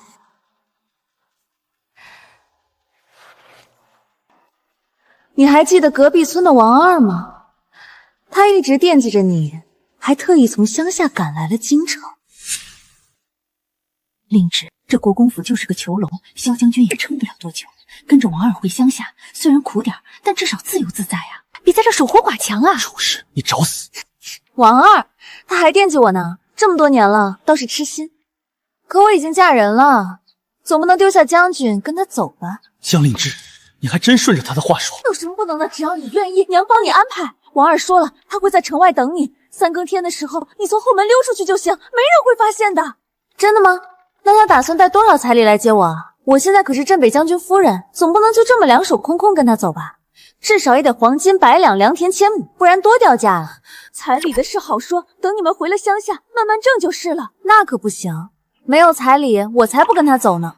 再说了，王二当年连跟我说话的胆子都没有，现在居然敢来抢将军夫人，他就不怕被萧景一砍了脑袋？但是现在病得连床都下不来，哪还有功夫管他？你别怕，只要你跟他走了，到时候生米煮成熟饭，萧家也只能认了。算了吧，我还是觉得当将军夫人比较舒服。对了，你要是真觉得乡下好，不如你跟王二走呗，反正江尚书也不待见你，你跟他回乡下，说不定还能再生个大胖小子呢。你胡说八道什么？我这不是为你好吗？你看你在江府过得也不开心，乡下虽然穷点，但自由啊。江令之，你别给脸不要脸！我告诉你，王二说了，你要是不跟他走，他明天就去国公府门口闹，把你当年在乡下和他勾勾搭搭的事儿全抖了出去。到时候你身败名裂，看萧家还要不要你？闹啊，怎么不闹？正好我这几天闷得慌，有人来唱戏解闷，挺好的。江令之，你别太过分！是你先找上门来惹我的，我没找你们算账，已经仁至义尽。你回去告诉王二，尽管来闹，我正好让狄红报官，告他诬陷命妇。他要是敢多说一个字，就等着吃牢饭吧。你给我等着！就这点本事，还想来害我，真是自不量力。阿芷，我都听见了，你说王二痴心，还说不能丢下我，可我听着你好像很遗憾。我知道我这身子不好，拖累了你，你还这么年轻，本该过得更好的。要是你真的想走，胡说什么呢？我那是逗他玩的，你怎么还当真了？我怎么可能跟别人走呢？王二那种泼皮无赖，给我提鞋都不配。能嫁给你，是我这辈子最幸运的事。可我总怕自己撑不了多久，留不住你。我怕等我走了，你一个人会受欺负。我怕。不怕，有我在，你不会有事的。好，阿芷，答应我，永远都不要离开我。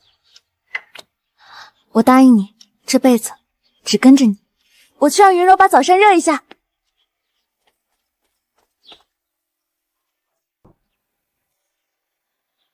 狄红将军，去查下王二，查他和楚氏、萧景平、陆氏之间都有什么勾结，还有他这些年在乡下做过的所有龌龊事，一件都不许漏。是。另外，派人盯着他，明天他要是敢来国公府门口闹，不用废话，直接扭送官司。我要让他知道打我萧景业夫人的主意是什么下场。是，属下这就去办。阿芷，你只能是我的。将军，前面就是玉兔标志的第一个营地。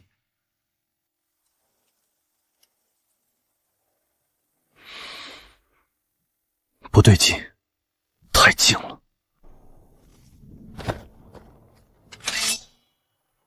枪头无锈，柴火未冷，荒废不超过3天。回禀将军，粗略估算至少5000兵马，5000人。看来瑞王提前一步把他们藏起来了。立刻传信太子，告知燕山兵营已空，5000叛兵不知所踪。是。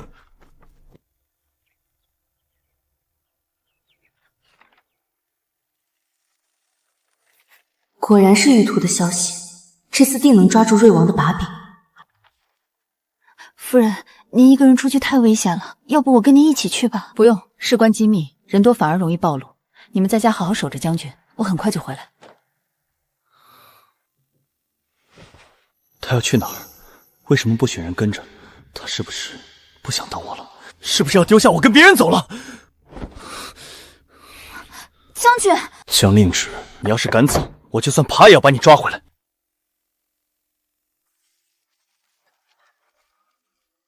上次大火烧得这么惨，难怪官府要封了这里，倒是个避人耳目的好地方。江令之，是不是燕山那边有消息了？旅途上的兵营全空了，至少5000叛兵不知所踪。我怀疑瑞王已经把他们分批安插进了京中大臣的府邸，冒充府兵，随时可能暴动。多谢，我这就回去告诉景逸，提前布防。不用谢我。他怎么突然用这种眼神看我？好瘆人。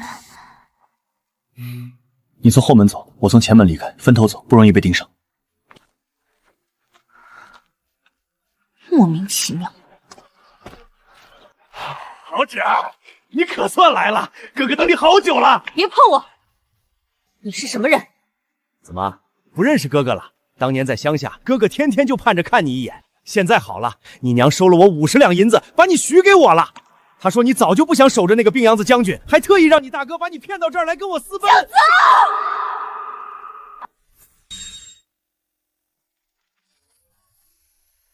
别了！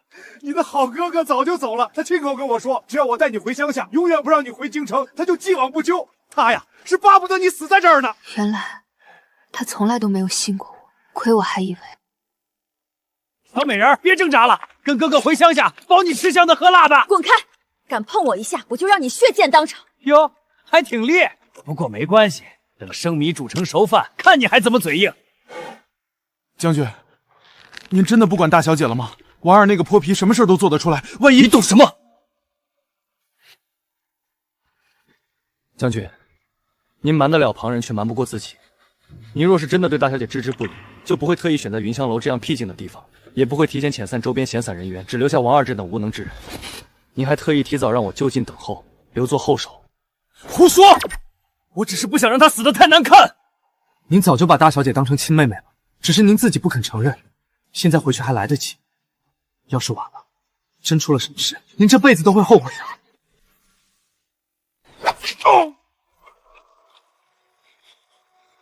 阿芷，吓死我了！我以为我要失去你了。景逸，别担心，我没事。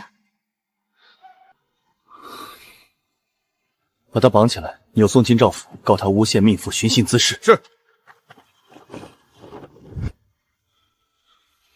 你为什么一个人来？为什么不告诉我？江泽约你就真的一个人来了，你不知道我有多担心。我刚才还以为你真的要跟他走，不要我了。傻瓜，我怎么会不要你呢？我以为他是查到瑞王的消息才过来的，谁知道……景逸，你听着，这辈子我江令只生是你的人，死是你的鬼，除了你，我谁都不要。对不起，是我来晚了。不怪你，你来了就好。将军，外头风大天凉，还请添上衣物，免得染了风寒。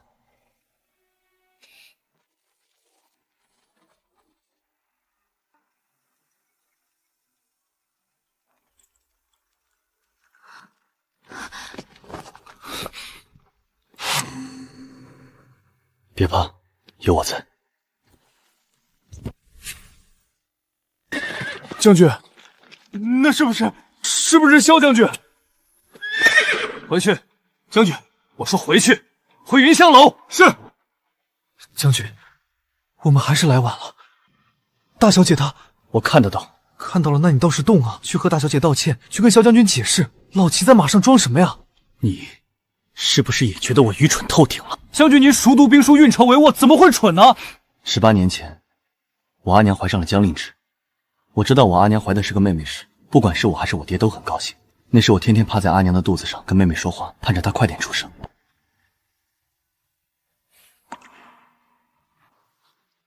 但是随着月份来越大，阿娘身子也越来越不好。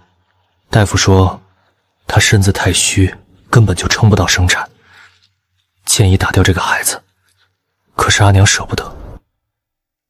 直到最后生产时，阿娘难产，可她却执意要把孩子生下来。她甚至都没有看过她拼命生下来的女儿一眼，就没了呼吸。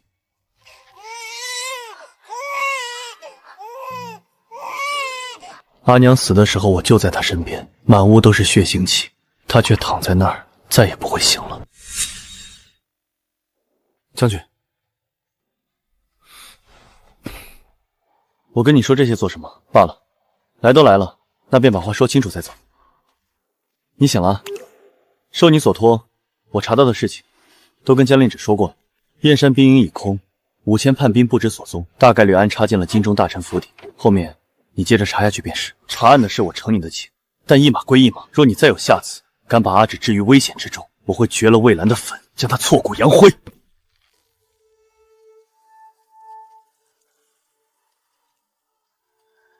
别看了。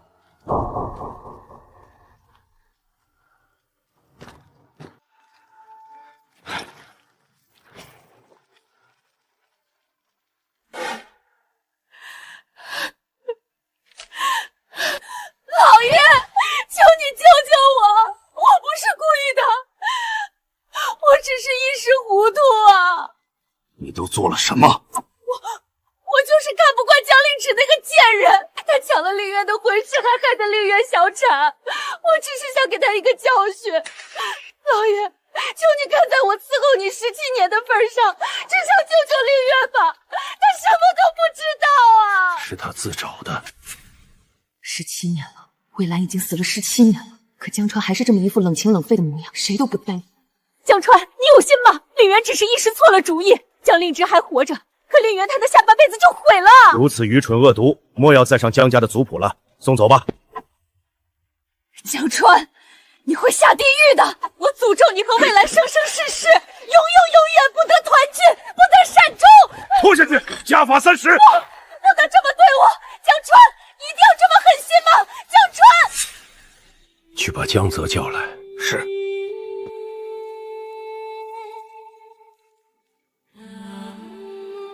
父亲，你长成如今这样，是我这个做爹的不合格。不敢。没什么敢不敢的。你娘走的这些年，我整日活在悔恨里，忽视了你和你娘，也把府里的事都丢给了楚氏，才让他酿成今日的大祸。是我对不起你们。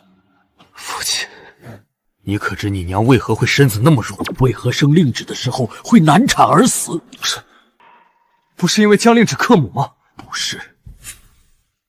当年你娘怀着令芷的时候，我奉命去江南治水，你突然染上恶疾，高烧不退，太医都说没救了。你娘听信了游医的偏方，说母子连心，母亲的心头血能救儿子的命。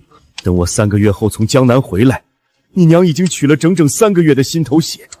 或许是天意，你真的好了，可她的身子却彻底垮了。生令芷的时候，她本就油尽灯枯，拼尽最后一口气生下孩子，就走了。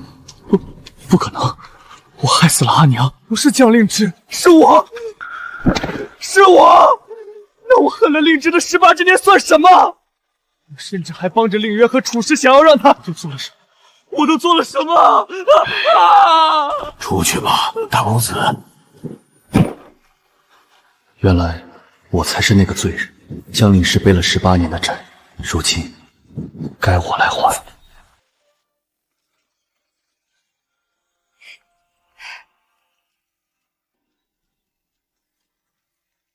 将军怎么还没出来？洗了快1个时辰了。许是将军身子还虚，洗得慢些。夫人别急。不对劲，他身子刚好，别是在浴室里泡晕过去了。萧景逸，你在里面还好吗？给我拿一身干净的衣裳来。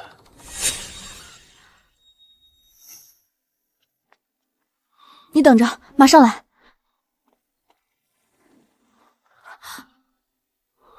怎么不早喊我？嘴唇都泡发白了，是不是头晕的厉害？不是，就是热气熏得有些发懵，缓一会儿就好。你把衣服放旁边就行。行了，放什么放？起来吧。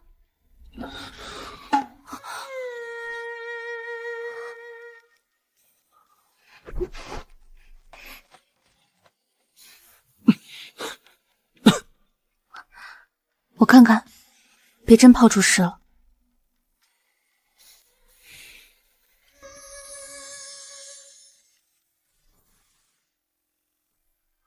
没什么大碍，就是气血还有点虚。今晚好好睡一觉，明天再喝一碗参汤就好了。你居然还会医术，这么大的事，你为什么瞒着我？这算什么大事？没必要特意说。怎么不是大事？你连这个都瞒着我，是不是还有很多事都瞒着我？你是不是从来就没把我当成你真正的夫君？天，原来将军在夫人面前是这副模样吗？怎么跟个小狗一样？好啦，别生气了，我告诉你还不行吗？我从小就在乡里长大，吃不饱穿不暖，虽然是江家嫡女，但谁都能欺负我。他们说我是克死娘的丧门星，他们直到7岁那年，我在山上砍柴的时候遇到了师傅。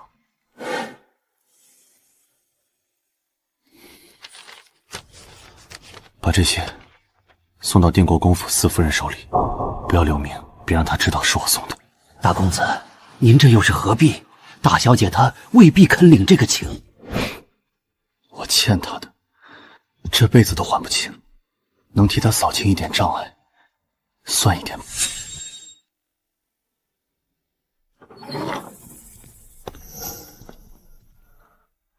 二小姐，你醒了。管家，你怎么？大公子吩咐，今日便将二小姐送去城外的庄子上静养。东西已经收拾好了，马车就在门外等着。大哥说的，你胡说！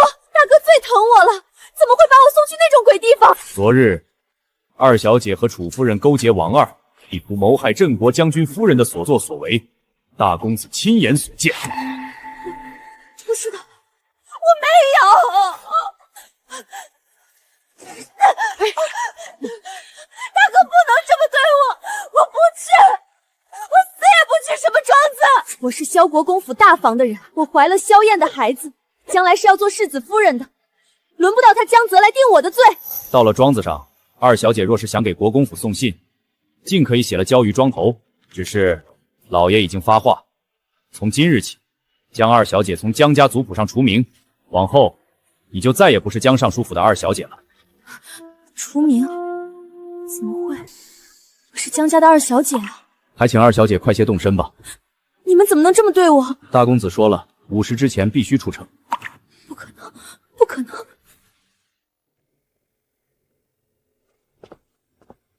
殿下，人来了，请到书房等候，本王随后就到。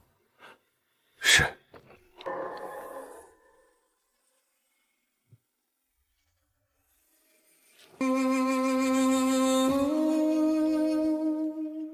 前瑞王得势，我砸钱是为从龙之功，可如今他病败势危，再跟着只会引火烧身。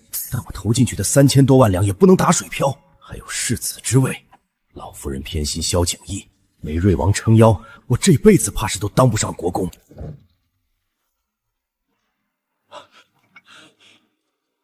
殿下，坐吧。殿下，萧景逸步步紧逼，查抄账册，断了我们所有财源，怎么办？蠢货！萧景逸昏迷那么久，你不下手，现在知道急了。本王自有打算。只是如今需要萧大人的协助。殿下，界内被夺了掌家权，我只是个没实权的五品郎中，实在有心无力。萧大人太谦虚了，国公府嫡长子手握大房数百万两私产，怎么会无力？殿下误会了，微臣对殿下忠心耿耿，不知殿下有何吩咐，万死不辞。听说萧燕被送去沙州了，殿下提犬子做什么？别紧张，本王想给萧燕说门亲事，让她风风光光回上京，顺便替你分担萧景玉的麻烦。亲事？不知殿下说的哪家姑娘？雾阳公主。武阳公主，这怎么可能？她可是皇上最宠爱的六公主。有什么不可能？实话告诉你，武阳是……天，这可是灭九族的大罪啊！他居然把这秘密告诉我，看来我今天是不答应也得答应了。萧景逸是长公主亲儿子，如今又得圣宠，这国公府的世子之位你都难说，更何况你们还得罪了江令旨。等他得势，别说世子之位，你们大房能不能留在上京都是问题。可要是萧燕娶了武阳公主，你就是皇亲国戚，到时别说一个世子之位，就是国公之位你也当的，如何？微臣领命，我已经没有别的选择了。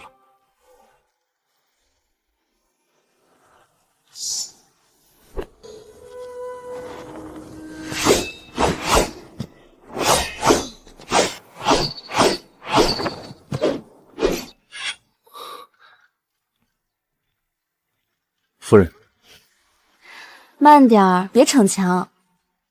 你至少还要再静养半个月。不快点好起来，怎么保护你？楚师虽离开了，但王二的事背后可还有陆氏和萧景平的黑手，他们吃了这么大的亏，肯定不会善罢甘休。我又不是纸糊的。再说了，真打起来，我还不会反击吗？是，我的阿芷最厉害了，但为夫还是想护着你。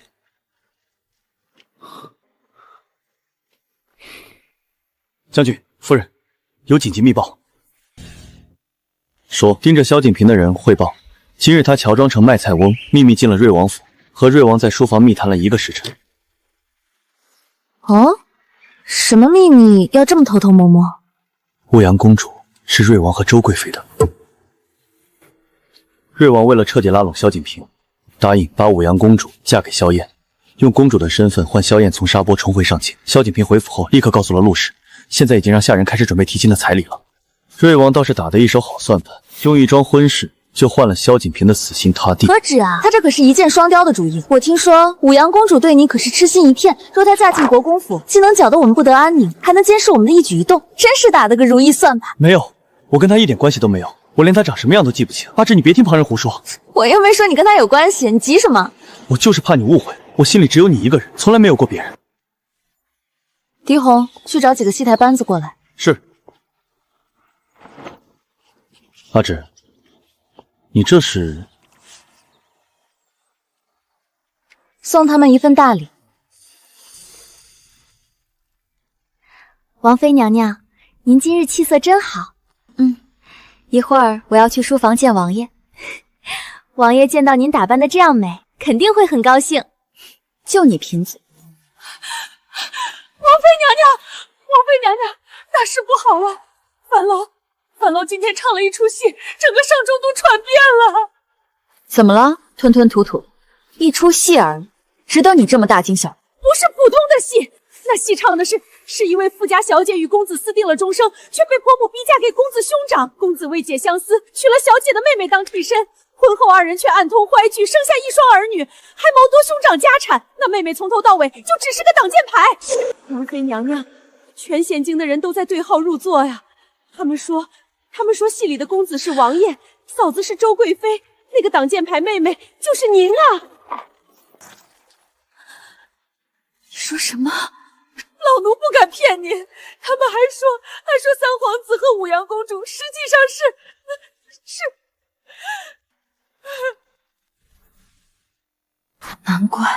难怪曾经三皇子摔断腿时，他彻夜不眠守在床边。难怪武阳受了一点委屈，他比谁都着急。难怪。原来如此啊！我守了20年的一生一世一双人，原来只是一个笑话！我竟然当了20年的傻子！李宗义，周媚儿，我要让你们付出代价！我要进宫，我要去告诉皇上，我要让所有人都知道你们的丑事！王妃娘娘万万不可呀！皇上若是知道了，定会龙颜大怒。到时不仅王爷和贵妃娘娘活不成，咱们荣国公府还有小王爷都要跟着陪葬啊！陪葬就陪葬，我不好过，谁也别想好过。希儿，李宗义，你枉为人！希儿，我都知道了，樊楼那出戏不过是些别有用心之人编造的谣言，你怎么能当真呢？好，希儿，你咬吧，只要你能解气，就算咬掉我一块肉，我也心甘情愿。你为什么要这样对我？我到底哪里对不起你？你要骗我20年！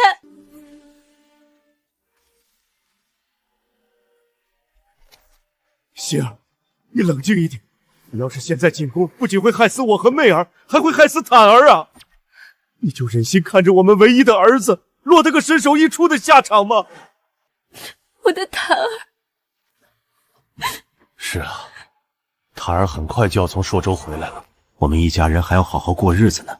那些谣言过不了多久就会散的。心儿，这么多年的夫妻，你还不了解我吗？当年我找你姐姐，不过是借着她的名义想多看你一眼。我永远都记得那年夏日，你兄长邀我去府里游湖，你抱着一朵荷花从廊下走过，穿一身浅绿裙子，只一眼我就再也忘不了你了。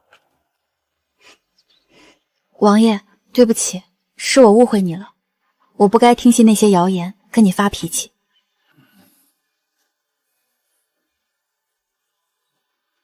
李宗义，你又在骗我。当年抱着荷花从廊下走过的，从来都不是我，而是周媚儿。风气越冷人憔悴，满腹的委屈诉与谁？本以为家螳螂芙蓉七桂，哪成想教化偏于港风。气越冷人也憔悴，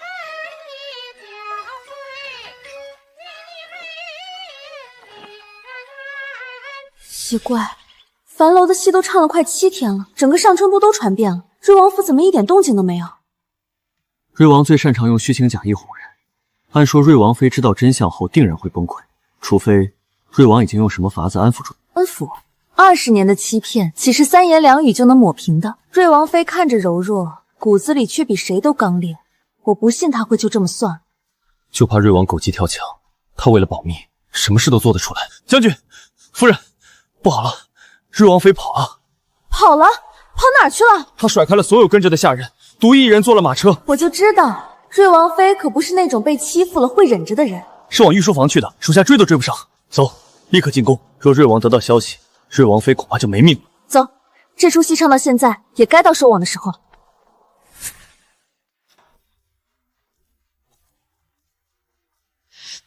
这不是定国公府的萧四夫人吗？她怎么来敲登文谷了？谁知道啊？听说她夫君萧景义3个月前在朔州遇袭，一直昏迷不醒。她一顿说活不成了，结果前阵子有人见到说醒了。不对啊，人既然醒了，那他该好好照顾才是。怎么跑到这儿来敲鼓？这敲错了要治罪的。我看啊，怕是将军的伤势有隐情。听说当时随行的50个亲兵全死了，就他一个人滚下了山崖，哪有这么巧的事儿？还真是，该不会是有人故意害他？现在人醒了，要来找皇上申冤吧？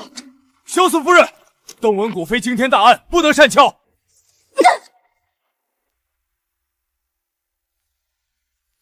我夫萧景义因为国查案遭人暗算，险些丧命，此乃惊天大案，为何敲不得？外面何事喧哗？回皇上，是登文谷响了，说是定国公府4房的萧四夫人在古院击鼓鸣冤。将令旨？是的，皇上，他说是为萧将军申冤。宣他进来。遵旨。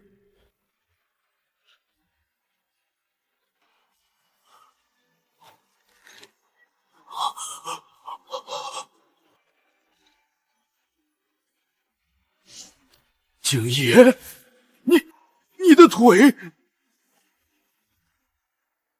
臣萧景义参见皇上，吾皇万岁万岁万万岁！臣父将令旨，参见皇上。快起来，朕不是在做梦吧？他们都说你在朔州遇袭，跌下悬崖活不过3月啊！你怎么？托皇上洪福，臣侥幸捡回一条命，虽受了重伤，但好在穆大夫医术高明，已经痊愈了。好，没事就好，没事就好。将令旨，你说你要为景业申冤，到底是怎么回事？回皇上，臣父今日击鼓，就是要状告瑞王李宗尧与其子李坦大逆不道，谋害朝廷命官。你血口喷人！本王何时谋害景玉了？你可有证据？证据？当然有。那些杀手训练有素，招招致命，显然是早有准备。我叔父拼死抵抗，50名新兵全部战死，无一生还。而他身受重伤，滚落山崖，才侥幸逃过一劫。而策划这场埋伏的，就是瑞王之子李坦。他亲自带人在黑松林设伏，就是要置我夫君于死地。幸好来得早，瑞王妃还没到，那我就先下手为强。你这逆子！本王平日怎么教你的？你竟敢因为嫉妒萧将军得圣宠，就私下勾结盗匪，伏击奉旨查案的钦差，你可知这是株连9族的大罪？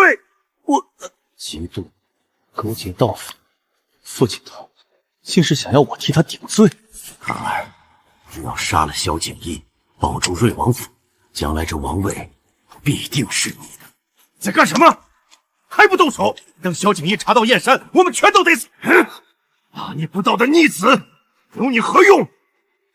丢尽瑞王府的脸，连累全家！天底下哪有这样的父亲，逼着儿子替他顶罪，儿子不肯就要毒死他！快拉开瑞王，他手里有毒！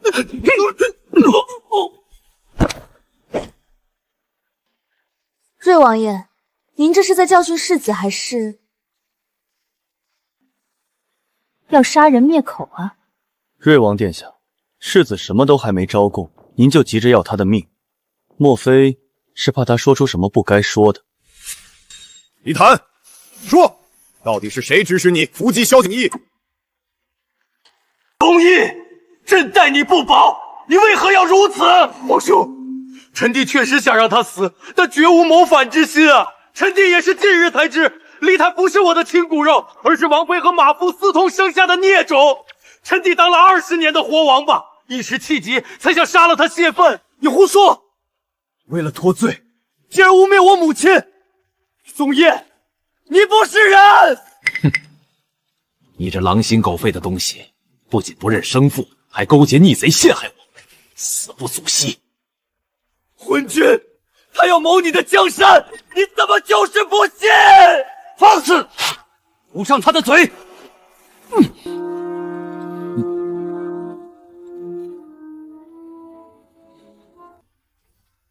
谁在敲登文鼓？传！的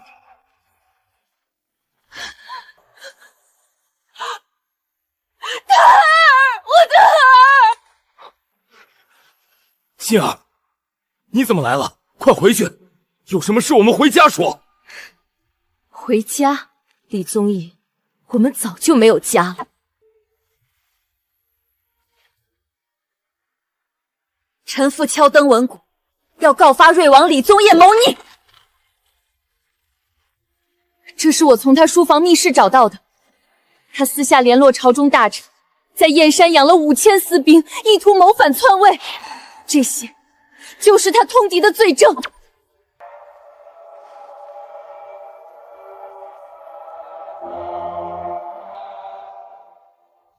沈战、康俊正、司马威，皇上饶命！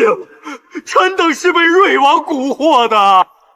李宗玉，朕待你如手足，给你最尊荣的封号、最富庶的封地，你就是这么回报朕的？哈哈哈哈哈哈！待我不薄，你不过是把我圈在上京当金丝雀，我除了亲王头衔，什么都没有。这江山凭什么只能你做？要不是江令之这个贱妇，我的计划早就成了。萧国公府给了我1000万两养兵，5000精兵也早前进了上京，只可惜功亏一篑。要杀要剐，悉听尊便。但我那些真正跟着我的人，我一个都不会供出来，他们会替我完成我未竟的事业。瑞郡王李宗霄大逆不道，意图谋反，私养死士，劫杀钦差，赐瑞王府满门抄斩。来人，拖下去！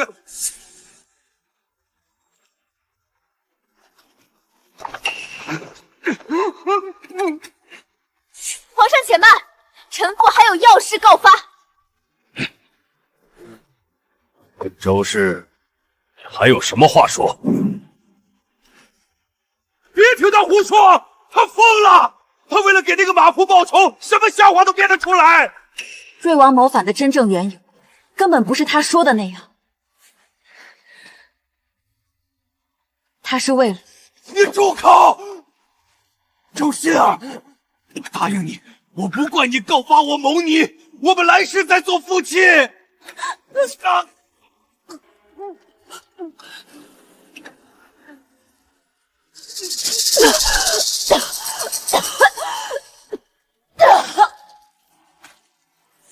心儿，你怎么这么傻？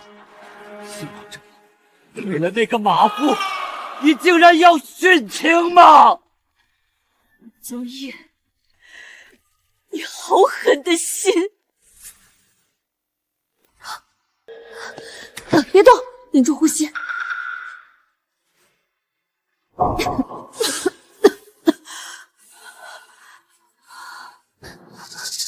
立刻让太医院按鹤顶红毒方熬制3碗解药，加3丝牛黄、5000冰片，1个时辰内必须送来。是，萧四夫人针法高明，臣这就去准备。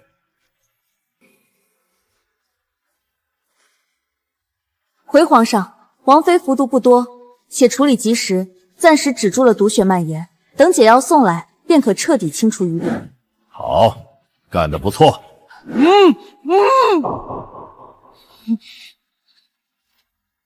塔儿，母亲，他方才也要毒死我，他说我是马夫的。李宗义，你到现在还在骗所有人，你可敢滴血验亲？你敢不敢当着满朝文武的面验一验李承熙和吴阳到底是不是你的骨肉？你疯了！你想让所有人都看瑞王府的笑话吗？笑话！我们瑞王府早就成了全有劲的笑话了。我守着你这个心里装着别的女人的丈夫，守着这段有名无实的婚姻，守了整整20年。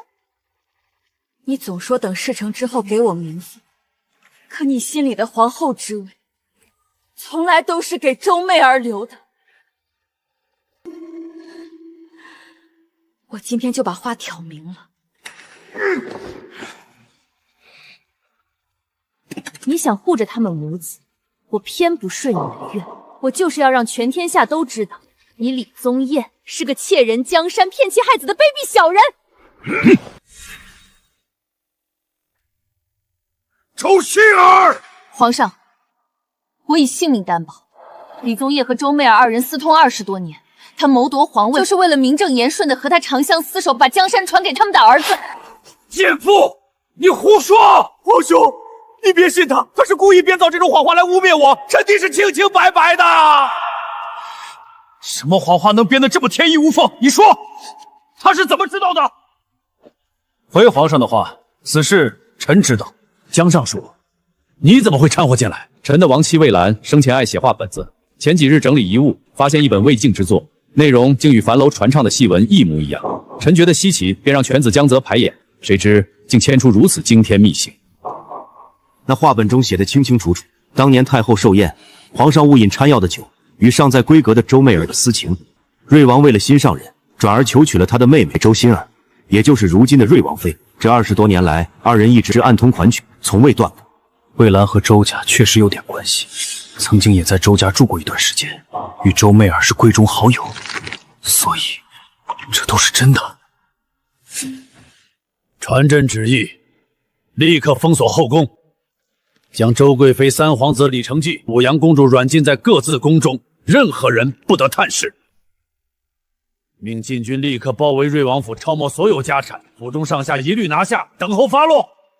遵旨。召集王莽，臣在。限你们3日之内查清瑞王与周贵妃谋逆的所有罪证，但凡有牵连者，无论官职高低，一律拿下。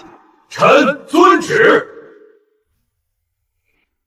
皇上不必等3日，臣这里就有瑞王谋逆和私通宫廷的全部证据。这是萧景平20年来陆续给瑞王输送银子的全部账册，共计1270万两，全部用于燕山养兵和锻造兵器，每一笔都有萧景平的亲笔签名和印章。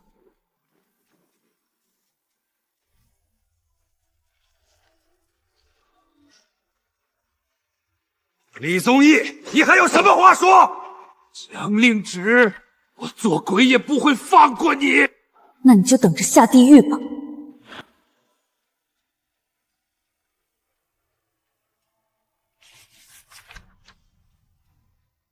身为帝王，难道真就一颗真心都得不到吗？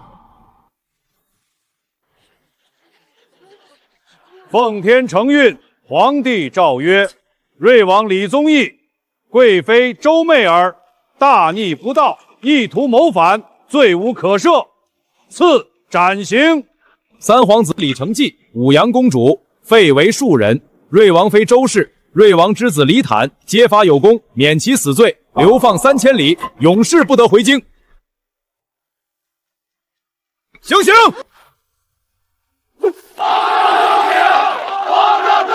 令萧景平勾结逆党，资助谋反，抄没全部家产，与其陆氏一同流放宁古塔，永世不得回京。所有参与谋逆的官员，一律斩首示众，家产抄没，家眷流放3000里。还好我早有准备，留了后手，只要能逃到江南，这辈子就不愁了。站住！站住！官爷饶命！官爷饶命啊！我什么都不知道，这一切都是萧景平干的，是他非要勾结瑞王，我劝过他，可他不听啊！我就是个妇道人家，什么都不懂啊！陆氏，别装了，我们在你房里搜出了这本账，上面清清楚楚记着你亲手转移瑞王赃银的数目，每一笔都有你的手印。你说你什么都不知道？不可能，我明明藏得好好的。萧景平，你说话呀！你告诉他们我是被你逼的，你不能不管我啊！凭什么凭什么李承做不想东宫，我却要流放3000里？这江山本就该有我一份。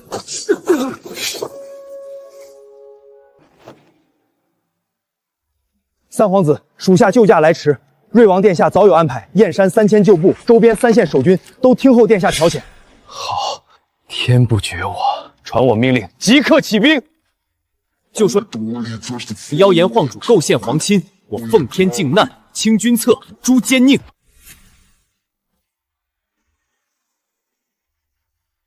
反了，真是反了！承继这个孽障，朕留他一命，他竟敢半路截杀官兵，起兵谋反！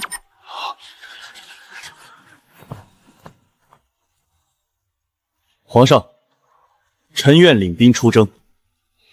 臣与瑞王旧部多有交手，熟知其路数。朔州乃臣当年驻守之地，地形民情了然于胸。此次出征，定将叛贼悉数浇灭，献俘阙下。好，好，朕就知道，关键时刻唯有你能替朕分忧。传朕旨意，封萧景义为征西大元帅。赐天子剑，节制3边兵马，即刻点兵出征，平叛剿贼。臣遵旨。皇上，加急军报，李承继半路收编了山匪刘抗，现已集结5000叛军，正全速北上。前锋营距朔州城已不足50里，朔州守军只有3000，城中空虚，怕是挡不住一日。好一个李承继，传朕口谕。叛军附逆者一律格杀勿论，李承继无论生擒击毙，朕只要他的项上人头。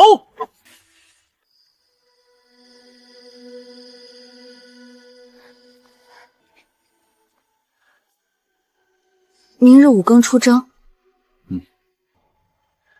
你在家安心等我，府里有母亲坐镇，不会有事。待我平了叛乱，很快就回来。我跟你一起去。不行，战场刀枪无眼，如今叛军里还有山匪流寇，太过凶险。你若去了，我反倒分心。将军忘了，我自小随师傅习医，针灸解毒、治伤防疫样样精通。军中本就缺好军医，何况你旧伤刚愈，长途征战难免反复。我在身边盯着，总好过你瞒着我硬撑。好吧，你总是有道理，但说好了，到了军中只能待在后方依仗，不许往前线冲。知道了，将军大人请放心。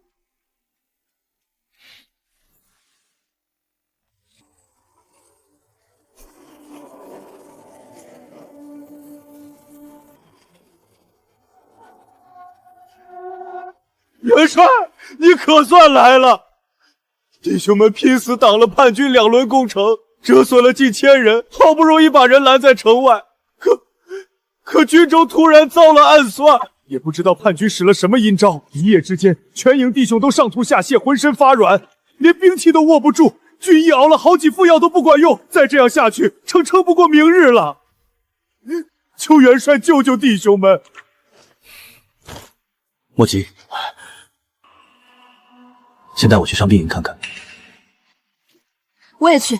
叛军头都打到家门头了，你们竟毫无察觉。前锋营主将实职，杖责20，守城副将御下不严，罚俸3月。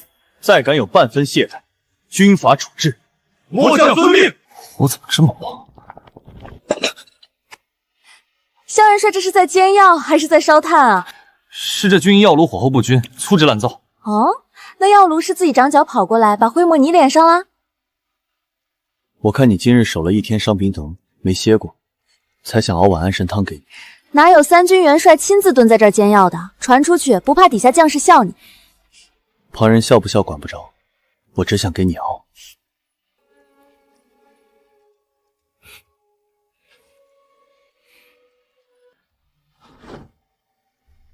我是没睡好吗？元帅这白天在帅上拍桌子的劲儿呢。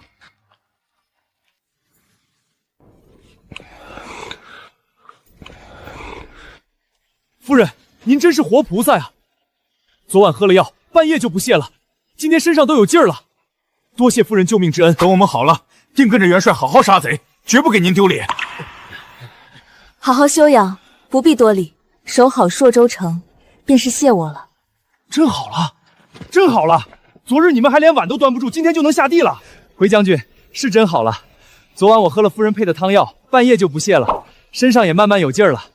夫人就是我们的活菩萨呀！四夫人，末将先前还只当您是随军照料元帅的家眷，没想到您医术竟如此高超，半日便解了全军之危，救了2000多弟兄的性命，真是巾帼不让须眉。是啊，夫人，这七绝散阴毒的很，太医院的人来都未必能这么快见效。您一出手就药到病除，末将心服口服。诸位将军客气了，治病救人本就是分内之事，当不起这般夸赞。当务之急是稳住军心，尽快击退叛军。有内子坐镇依仗，军中伤病无忧，我们也能安心谋划破敌之策。走吧，进帅帐议事。是。元帅，李承继他仗着陆峡关地势险要，白日闭营不出，入夜就分兵西营投毒。我军2次强攻皆被打退，伤亡近300余人。弟兄们连日熬夜防袭扰，人困马乏，再这么耗下去，怕是撑不住。元帅，李承继就是个缩头乌龟，摆明了想靠阴招耗死我们。军中粮草只够撑半月，再拖下去，不用他打，我们自己就先垮了。强攻行不通，就引他出来。明日我带200轻骑走七凤谷，佯装绕后偷袭他2道。李承继知道我亲自去，必然会倾巢而出伏击。你们带主力埋伏山谷2侧，等他一入关，立刻合围。不可啊，元帅！您是3军主帅，怎能以身犯险？万一有个闪失，大军就群龙无首了。元帅，要去也是我去，您坐镇中军指挥就行。你去不行，李承继忌惮你用兵如神，见你亲自带兵，只会起疑，未必敢全力追击。我去当诱饵，才最合适。不行，他手里有剧毒，你去太凶险。李承继一直盯着我军粮草，运粮队走小径，合情合理。我混在队中，李承继必会当是天赐良机，倾巢而出。我身上带了迷烟和解毒丹，能先乱他阵头。你带主力埋伏2侧，待阵乱就合围，定能万无一失。夫君，相信我。狄红，你带5000精锐埋伏2侧，听我信号再动手。是。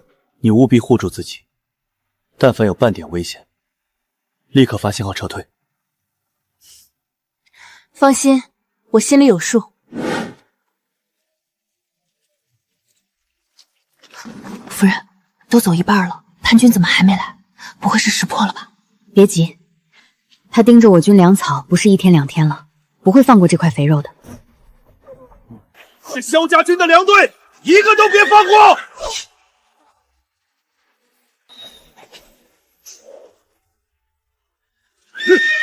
是萧景一的婆娘，快抓活的！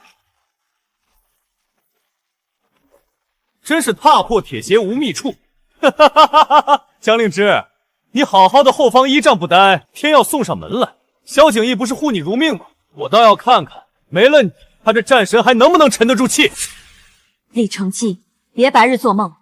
你若敢动我分毫，萧景一定会让你不得好死。动你？我何止要动你，我还要把你压在关前，让3军都看看，萧景义连自己的女人都护不住。到时候军心一散，落霞关和朔州城就全都是我了。哈哈哈哈哈哈！动手！就这点迷烟也敢拿出来丢人现眼？我麾下毒师早就防着你用毒，全军早已服下解药。江令之，今天你插翅难飞，就擒吧！等我拿你要挟萧景义，县官还能留你一条全尸。什么？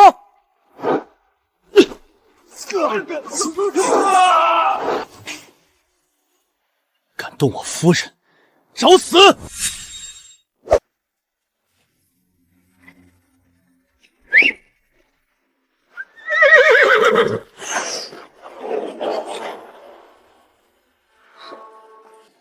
在这等我，护好自己。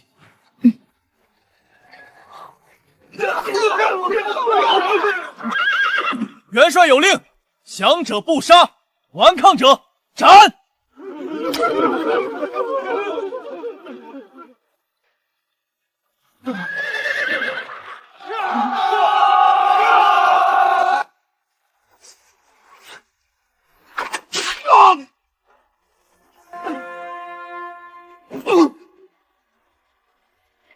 元帅，汉守李承继生擒。萧景义、江令之，你们只会用阴险诡计，不敢与我正面厮杀。今日我兵被俘，使我时运不济，但若有来日，我定要你们不得好死！兵不厌诈，沙场从无儿戏。你暗投剧毒，夜袭军营，蓄意构陷，用尽阴诡手段谋逆造反之事，怎么不提光明正大？你兵败被俘是罪有应得，输得彻彻底底。将李承季押入囚车，重兵昼夜看管，即刻押回大营候审。剩余降军悉数收编，妥善安置，全军休整片刻。趁落霞关群龙无首，即刻整军攻关。是。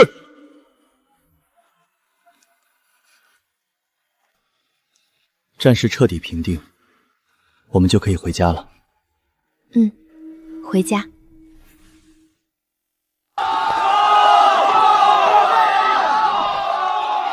萧将军真是战神下凡，这么快就平了叛乱。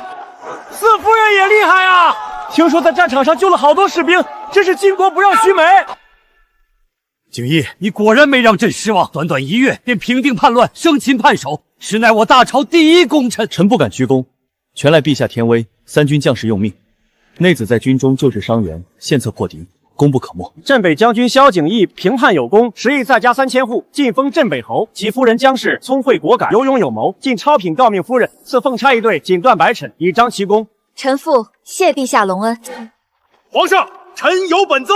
臣弹劾镇北侯萧景义私吞叛军军资100万两，私收降兵，组建亲军，拥兵自重，意图不轨。张御史所言可有证据？皇上，臣绝非空穴来风，臣有人证。镇北侯平叛后私收降兵，截留军资，如今手握重兵驻杀城外，其心可诛。臣恳请陛下即刻夺其兵权，彻查此事。瑞王倒台才多久，就有人急着跳出来翻案？看来这朝堂上藏着的余孽还不止一个。敢问张御史，你口中的人证是瑞王余党，还是李承季的残部？一介妇人，朝堂之事岂有你说话的份儿？分明是怕事情败露，想混淆视听。我夫君平叛之时，从李承季帅诏中搜出了一份瑞王余党密册，上面清清楚楚记着朝中30余名瑞应的名字、官职、联络暗号。张御史不妨猜猜，上面有没有你的名字？胡说八道！你这是构陷，是你们夫妻为了脱罪伪造名册。张御史好大的面子！你说我们就是证据确凿，我们说你就是胡说八道。这朝堂之事莫不是小儿玩弄，任由你随意一句话就能定罪？你把皇上当什么了？你是不是伪造？一看便知。狄红，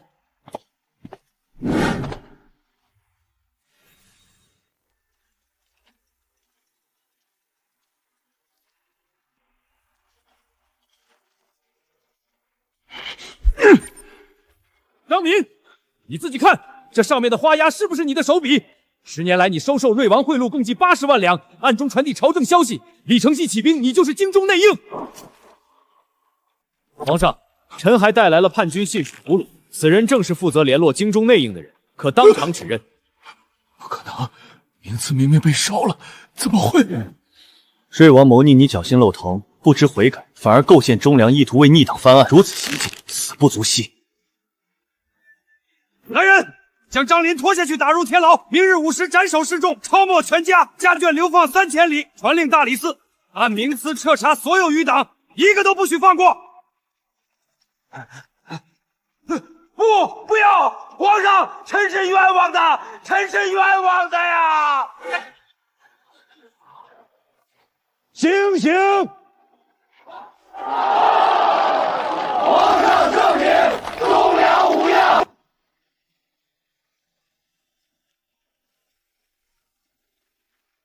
都结束了。是啊，瑞王余党肃清，朝局安稳，往后能安生些日子了。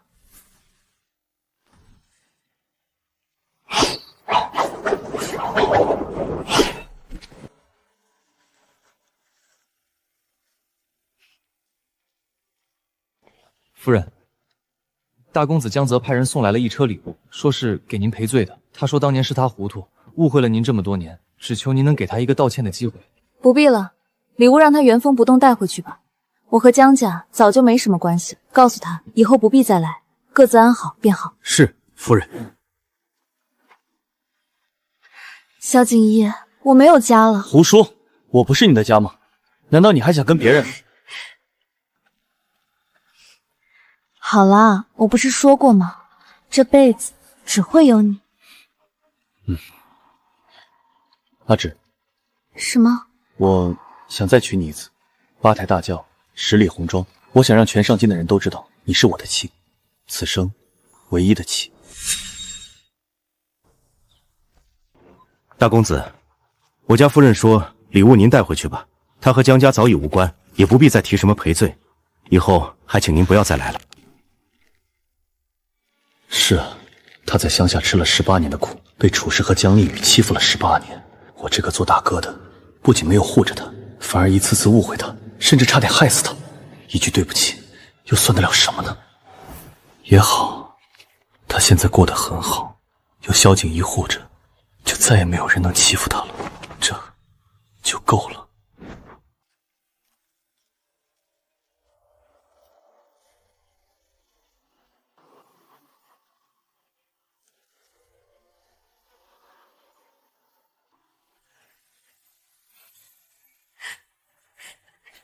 吉时到，拜堂。1拜天地，2拜高堂。好孩子，快起来！从今往后，你们要好好过日子，和和美美，白头偕老。景逸以后好好带令之。爹，娘放心，我此生定不负阿芷。夫妻对拜。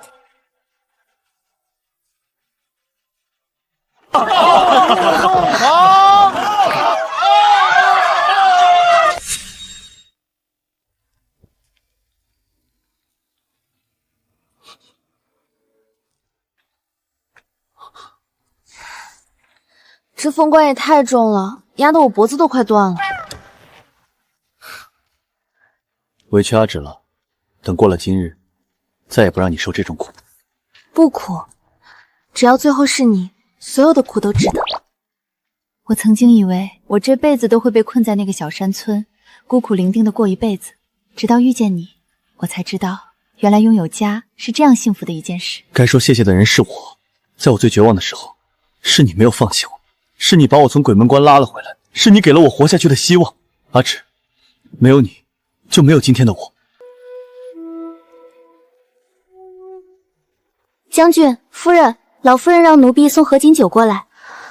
进来吧。将军、夫人，喝了合卺酒，一辈子不分离。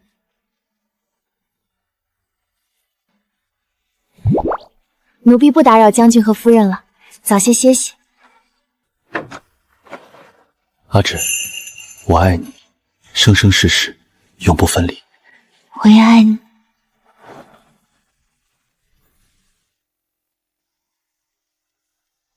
爹爹，爹爹。哎，念安乖，再叫一声爹爹。行了你，都让念安叫你多少次爹爹了？我女儿乐意怎么了？你看他们多好啊！是啊，总算是苦尽甘来了。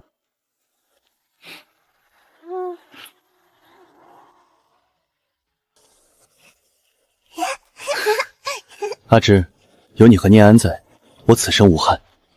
我也是，愿我们岁岁年年平安喜乐。